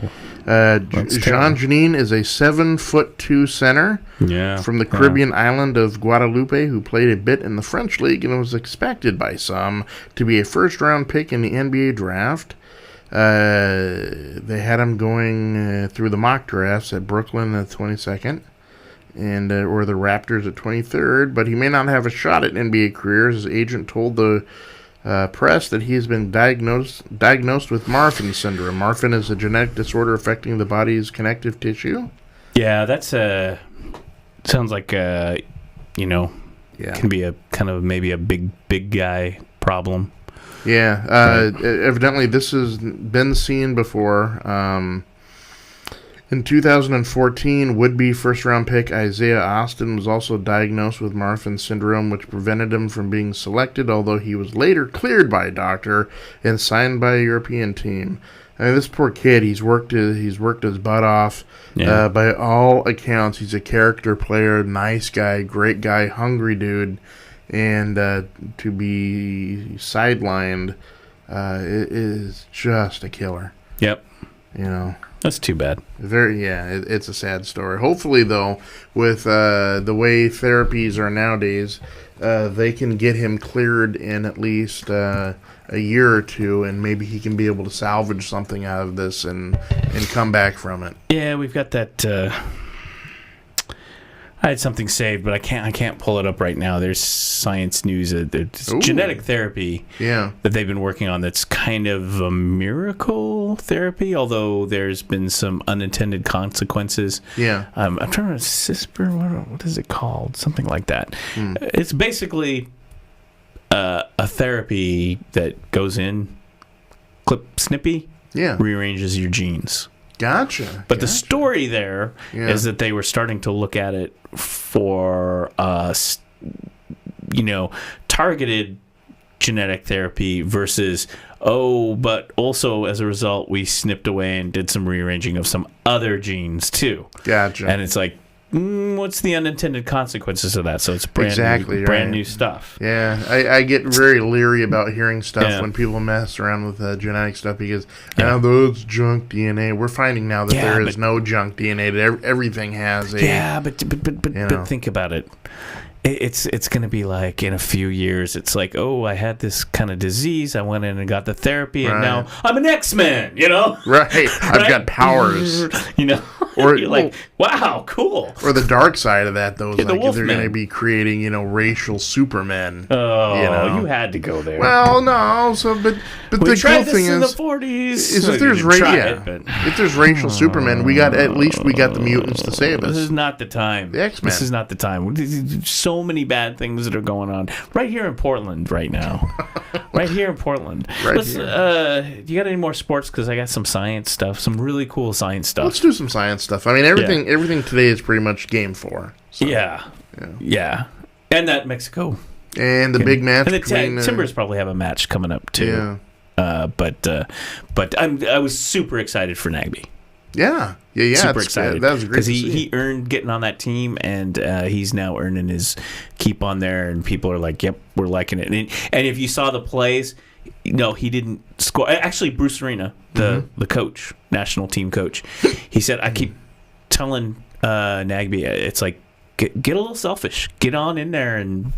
Push it through, and this is so the way this is a World Cup team, so it's a national team. So all these guys play like this. This kid plays on Dortmund over in Germany. You got Dempsey, you got Nagby from the Timbers, Dempsey from the Sounders. You got Tim Howard in the goal. You got all these people, Yedlin, all these people, all kind of superstars. So it's just like an all-star team you put together to try and win. You got to get the cohesion. You got and you got a different coach and.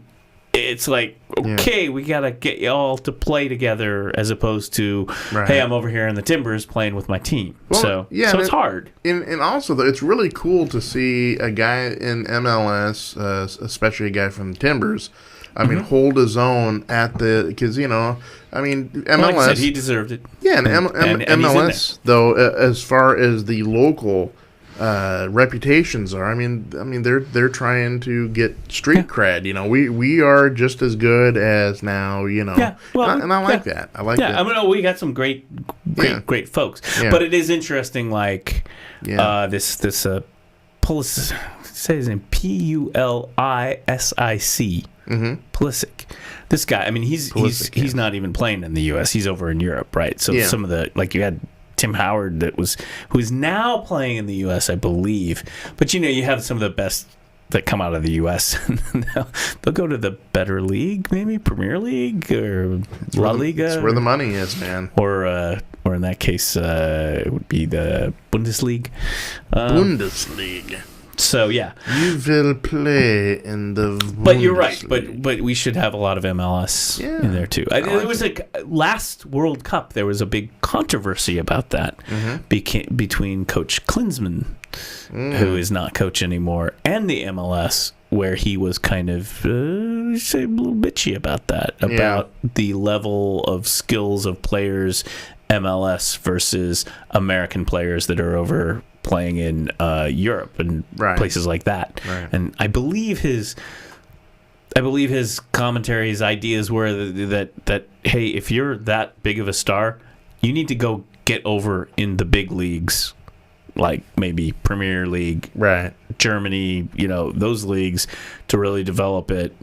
And of course, the MLS front office took a heck of a. So there was a nice big dispute between MLS folks and a few years back, back when Klinsmann was coach. So but it's good. I recall that. It's good to see the. It was some good.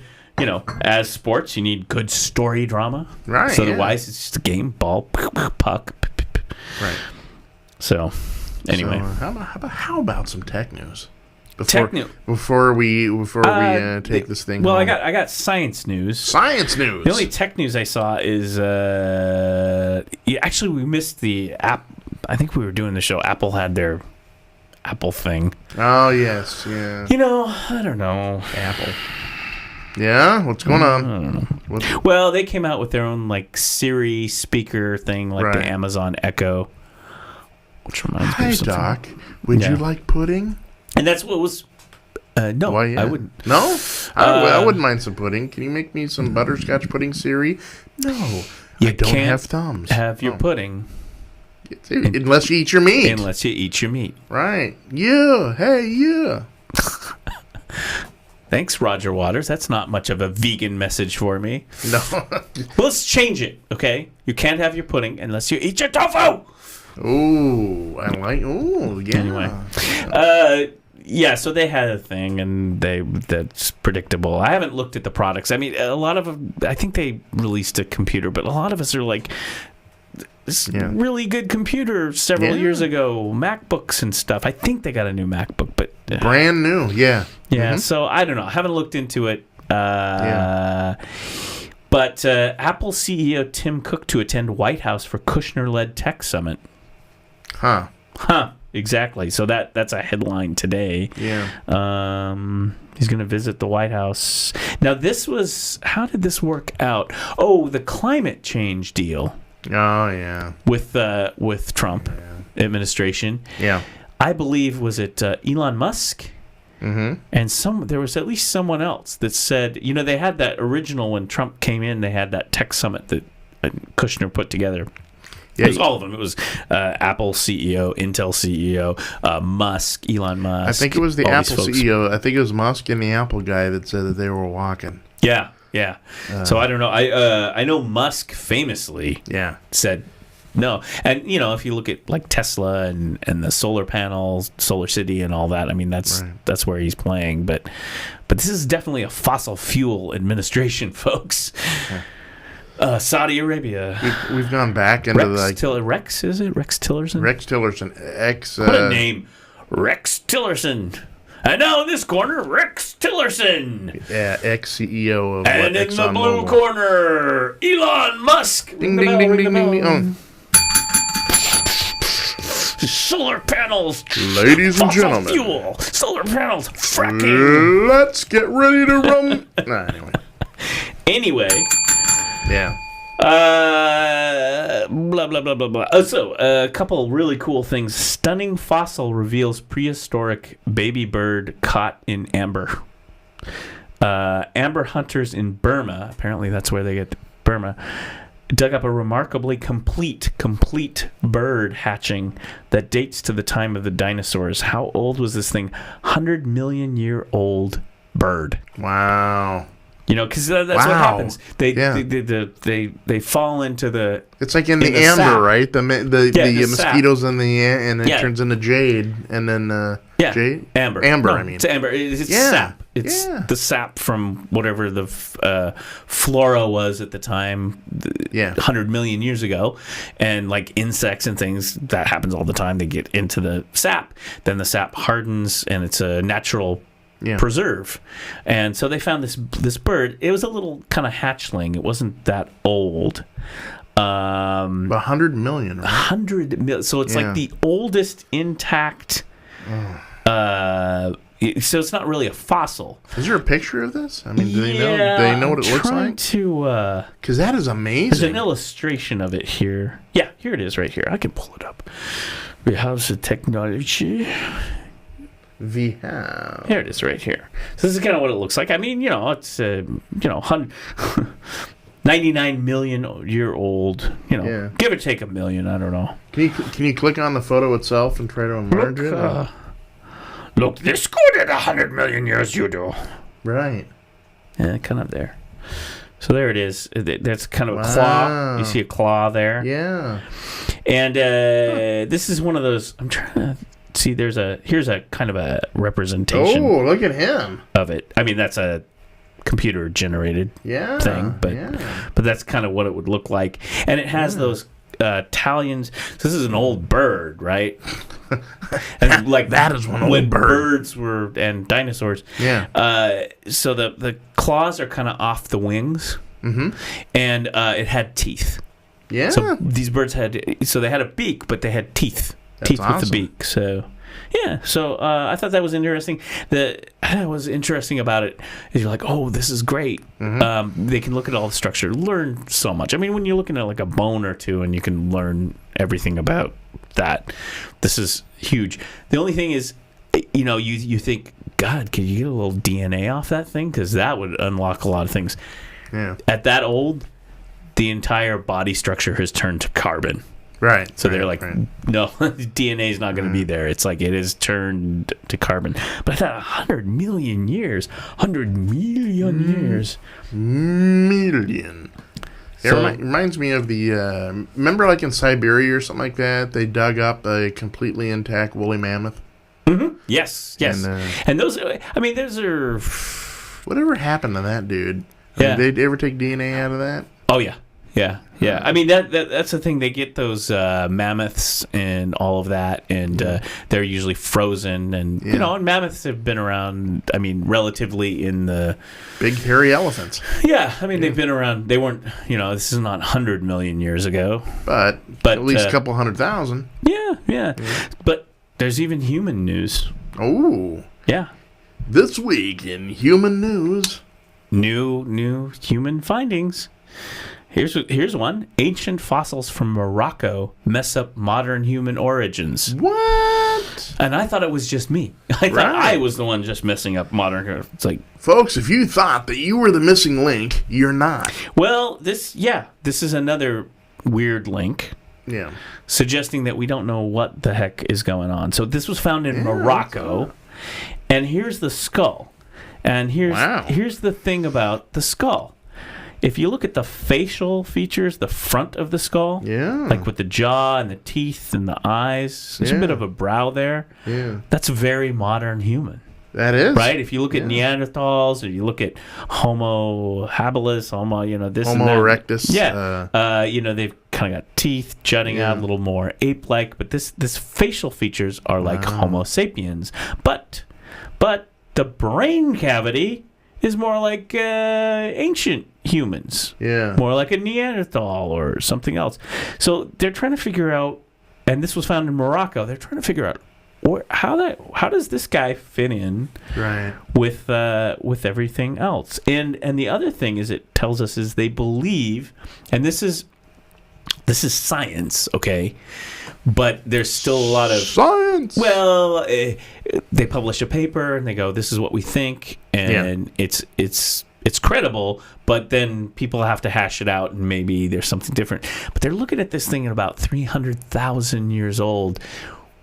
And some people aren't sure about it, but what we're finding is having features like that are that old. Yeah, we keep pushing back. Some of our modern features further and further in the past. Right. So where we think we evolved, like back probably when I was in anthropology in college, we evolved very, very early in the time frame, right? Neanderthals, Homo sapiens, kind of spread out. We get our facial features, our cranial features. Yeah. But we're starting to find these what look like ancient humans with modern human facial features. It's like, where does this fit in? This is like a hybrid, right? And then it's going to be a lot older. It's going to be like 300,000 years old or so. Right. And so this messes with the idea of where did all these people come from? Remember we had those... they mentioned it in here. What they're saying is this might be offshoot of the Homo heidelbergensis. I always like that name. Okay. Yeah. I always imagine that Homo, that hominid, the heidelbergensis. Yes. I always imagine some like ancient kind of human, with the kind of cranial and the brows and everything.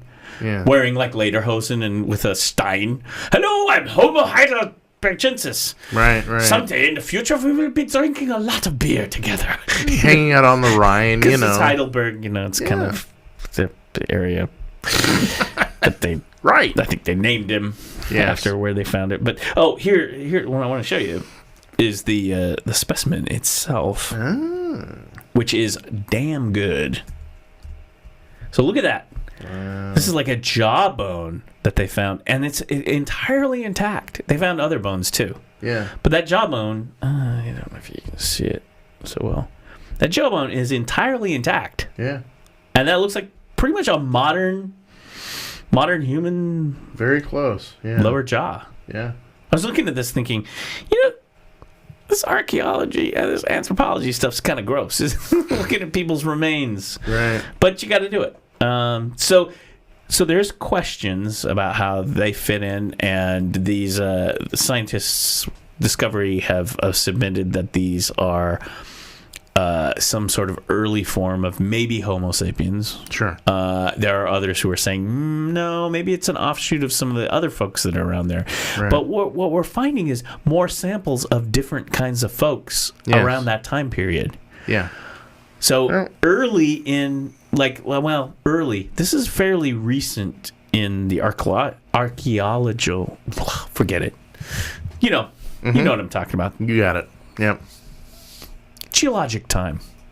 This is pretty recent. Okay. So we got a lot of people rolling around Europe, Africa, and all over of different kinds of species of human beings. Some being more, let's say, rustic, a little bit more hillbilly on the evolutionary tree than some of the more modern types. So it sounds reasonable to me. I mean, there is going to be a lot of hybriding going on as one regional sort of classification runs into another sort of regional classification and intermingle. Remember earlier, this is what. Remember earlier, I brought up a few weeks back about this discovery of Homo naledi, which was this like tiny little, real kind of ancient human. The Hobbit, right? They're talking about hobbits. Yeah, that were didn't seem to die out. They were still roaming around a lot later than we thought. It's like, well, what's this person roaming around? I mean, this person shouldn't be here. This is like a real ancient kind of folk. Remember, we saw the Homo. So all this stuff. There's the Desnovians. There's all kinds of crazy stuff going on. And here, in addition to these folks, stone tools, modernish stone tools were found. So now they're like, well, not only do you have the people, then you have the technology and the brain, and how did that happen? So there's a lot of scientists who are starting to say there might have been not only dispersion, but like co-development in certain areas of tool making and brain kind of conceptual, because tool making was the computers and high tech of its time. Right. That's pretty much was our job. That was as tech as it got, because pretty much all you're worried about is eating. Right. Because you're looking for your next meal back in those days, and so that tools were the high tech of the day. So that means you have to have an imagination and have the brain power to figure out, if I do this and bone and chip away, and that's even better to kill with. Right, yeah. That's how it works. Makes total sense. Yep. That's essentially how it works. And so we just keep finding all these crazy discoveries in the great time to be in anthropology. If you're a kid, if you want to go to school, this is huge. The stuff that's going on right now is just changing. As we used to say back in the day, which we don't have to anymore, is they're rewriting the textbooks. That's right, yeah. They don't do that on the internet, Hey, But I think it's cool. I'm always all about this, and I'm reading this, and it's gotten to the point where I'm having a hard time wrapping my head around some of the discoveries, because it's totally changing everything that I was taught about the evolutionary tree. There was one anthropologist that said, and I thought this was perfect, he said, we need to stop thinking about the evolutionary tree and think of the evolutionary river. Ah, yeah. With tributaries that go out and then feed back in to the river. In other words, you have a river, big river, and creeks go out and whatnot, and then they come back in and flow back into the river. That's really kind of... It makes total sense. Right. Actually, to be honest, I saw Richard Dawkins once, a famous geneticist. Yes. Very famous. Saw him lecture once. I read a few of his books. The Selfish Gene, fascinating book. And that one's easy to read. That will tell you a lot about evolution and genetics. Yeah, heard of him, never. He's a famous evolutionist. He's like the Charles Darwin chair, Okay. Back in the day when I saw Hawking, I saw him. And he was the one who kind of talked about, I think I had got one of his books was called The River Out of Eden, which was kind of this idea. So the tree where the branches just sort of go off and die out. Yeah. Not so much. How Interesting. about things intermingling? Yeah. And I know this is my rat hole, but there it is again. There it is. Look at that. See, I mean, look at the face, though. You look at that skull, and it's like, oh, I saw that, and I was like, wait, that looks like a human skull. And then, turn around and look at the brain, and not so much. Right. Very interesting. The other thing people are asking is, well, how important is the development of the face as opposed to the brain? Yeah. Brain is going to be the most important thing. Right. But what about these features that are modern features? Sloping forehead, extending lower jawline. Sure. Was that super important? Yeah. Or really, do we get to Homo sapiens when, the brain, we got the brain cavity and the right-oriented brain to be us, right, and compose Fifth Symphonies and make MacBooks and fight on Facebook over politics all day long. Rockets to the moon. Tweet dumb things at 4 a.m. and anyway, so that's a question. So there's some question about some of the modern body traits that don't involve the brain cavity that may have evolved separately and intermixed to the point where, maybe we could have been short little hobbit dudes with the big brain. Never know. Right? Like those guys in Star Trek.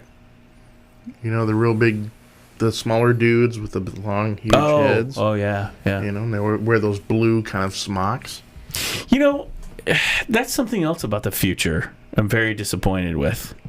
Fashion? Yeah, because... Smock? Oh, I didn't pull up... Speaking of fashion. Yeah, because here's the thing. In the future that I saw in, Star Trek, which was like 60s or whatever, was we were all wearing blue smocks. Yes. Silver lame pants with silver boots. Boots. Yeah. Yes. And look at us now. Yeah. You're just wearing a shirt, button, and some shorts. Yeah. Well, I'm close. Look at me. Yes, you do have I some. could kind of get on a... With, the arm utility pocket, because you never know. You need a phaser, put it in there. Oh, and it's falling apart, too. How nice. Oh, okay. Look at that. Oh, no, that's the... No, it's okay. That's the strip. Yeah. Yeah. Excellent. So I've got a spandex kind of a thing. I could probably wear a little communicator. Right. Maybe put some stripes. Jason. Yeah. We need a NuzBox uniform. Ooh. I don't want to wear the red one, though, because the red guys, they're always getting killed. We'll give that to the intern. Here, put this on. Yeah. We Cool. need a spandex and Are those dilithium crystals in your pocket, or are you just happy to see me? Yeah. Yeah, I like it. Little, captain. Yeah, I want a tricorder. Commander, Yeah. lieutenant. Funny, Jason, you do have a tricorder now. Yeah, it's a smartphone. Yeah. So we got all the toys. We do. But instead of going to planets and seeking out new life and new civilization, Right. and instead of boldly going where no one Has gone before, Yes. we just get into 140 character Twitter fights over nonsense and watch reality TV. Yeah. Yeah, but I want a replicator. I want, when you go down to the cafeteria and I've got a hankering for some risotto. Next thing you know, you push the button, out comes risotto, and you're like, hey, this is great, Very, very, No? I don't know, man. I'm in the mood for a chicken pot pie. There it is, right there. That's what Trader Joe's is. You go, they have little pad thai microwave. Pad thai. Right. It's 2 o'clock in the morning. Everything is. I'm hungry, right? The only thing that's open is 7-Eleven, and they're not going to make pad thai. So you're like, hey, replicator, pad thai. Next thing you know, here comes a pad thai. I always see. Here's the thing about the replicator. Yeah. And I was always confused by in the Next Generation Picard. Seems like the only damn thing that man could get out of his stupid replicator was tea, Earl Grey, hot. It was like, dude. Here comes the Earl Grey. How about jasmine? How about some green tea? Nice Try a cup chamomile. of coffee with a little milk in it. Ooh. I don't know. Yeah. It was just that's all he would do. Yeah. I don't get it. Yeah. I'd be ordering just the most screwed up stuff just to see if it could do it, right? Mm-hmm. That'd be fun. Oh, there was a great episode. Yeah. Let's just rat hole into Star Trek because that's where the show goes. It was a great episode of The Next Generation. Okay. Where they it might have been first season even, which was a sketchy season, but I like this episode. They find a ship, and it's kind of sleepers, people who have been similar to the Botany Bay kind of thing. So they revive people. Well, give them the shot, man. They revive people from the past.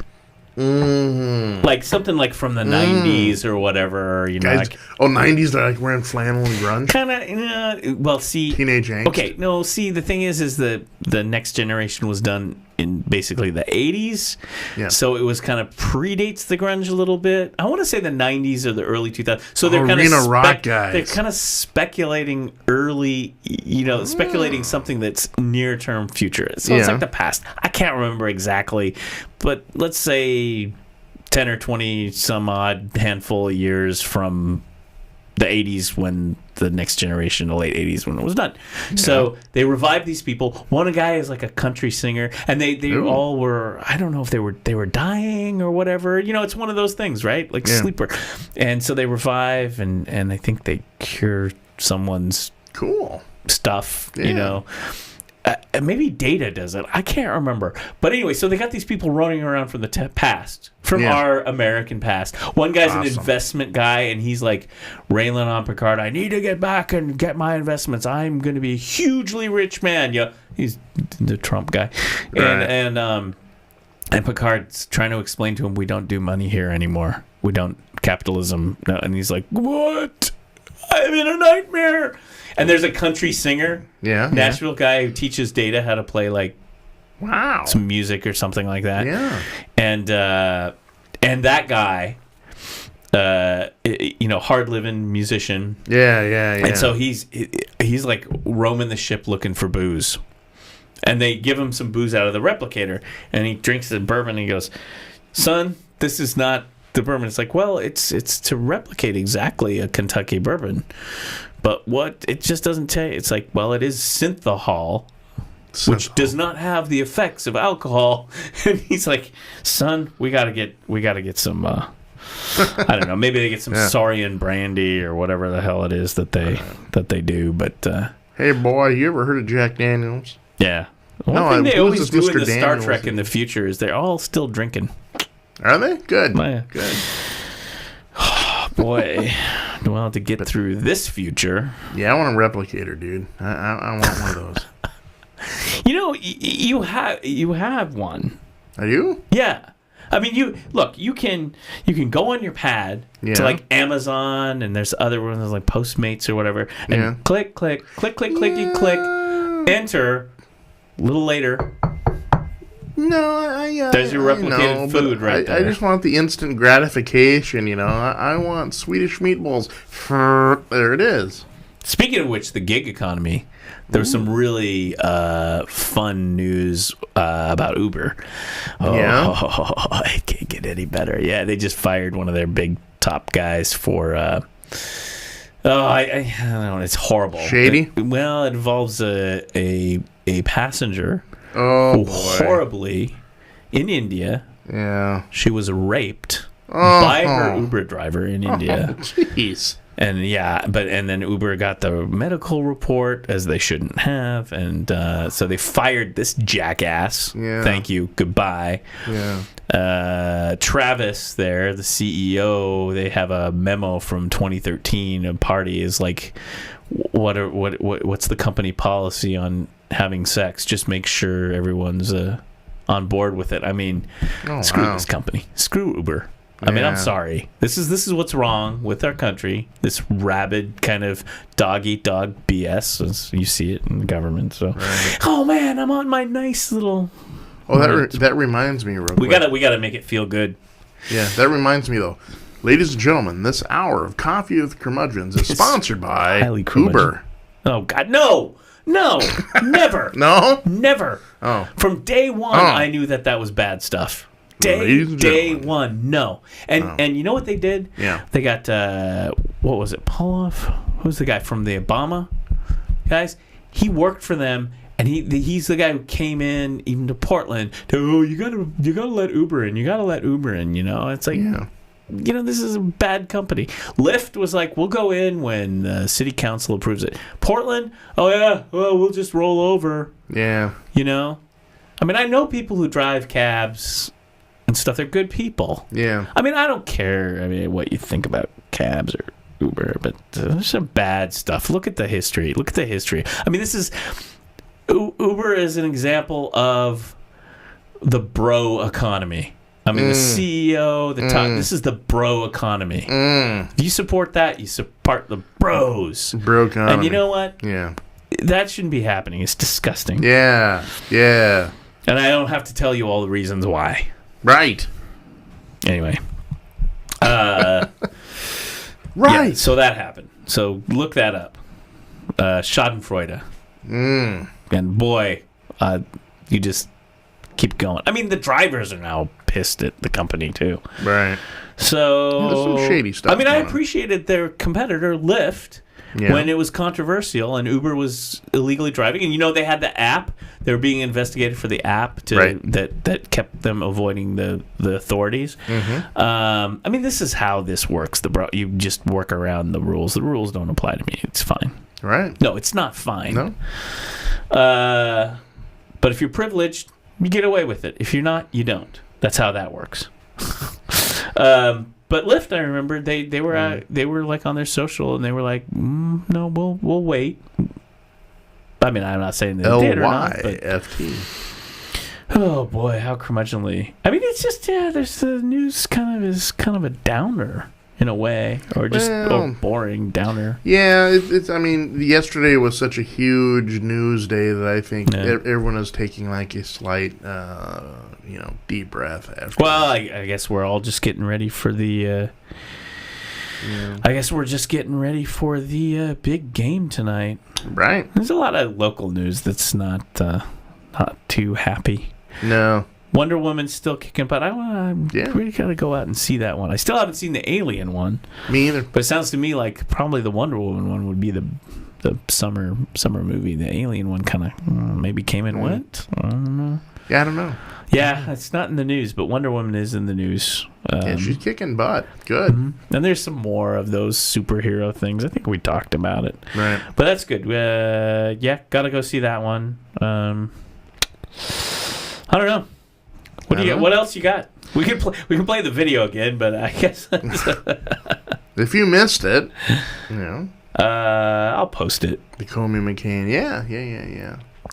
Just go watch. It was a different time. Go watch the Dean Martin roasts. It was a different time too, so don't expect an incredibly everyone's PC. Smoking. They're like smoking. They got their drink in their hand. They got the Jack and Coke, or not even Coke. It's just Jack on the rocks. There was one thing. Yeah. I just realized there was one more science bit. Okay. Science news. Excellent. They found this. Was it? Did you hear about this? It was an Aztec. This ball court. The sports. What? The sports. I thought I saved it here. It's not. Where did I save that? Yeah. It's here. I'll go look it up so I get it right. It's right under in Mexico City. Oh, for Pete's sakes. Well, I want to say it's Aztec. Yeah. Sports, like a basketball arena. Here it is. Yes, it was Aztec. I want to make sure. Sports news. Archaeologists uncover Aztec ball court ruins in the heart of Mexico City. Wow. Yeah. Yeah, they were just digging up. There were some pictures of it, and you're digging the basement and the thing, and all of a sudden it's like, oh, what's this?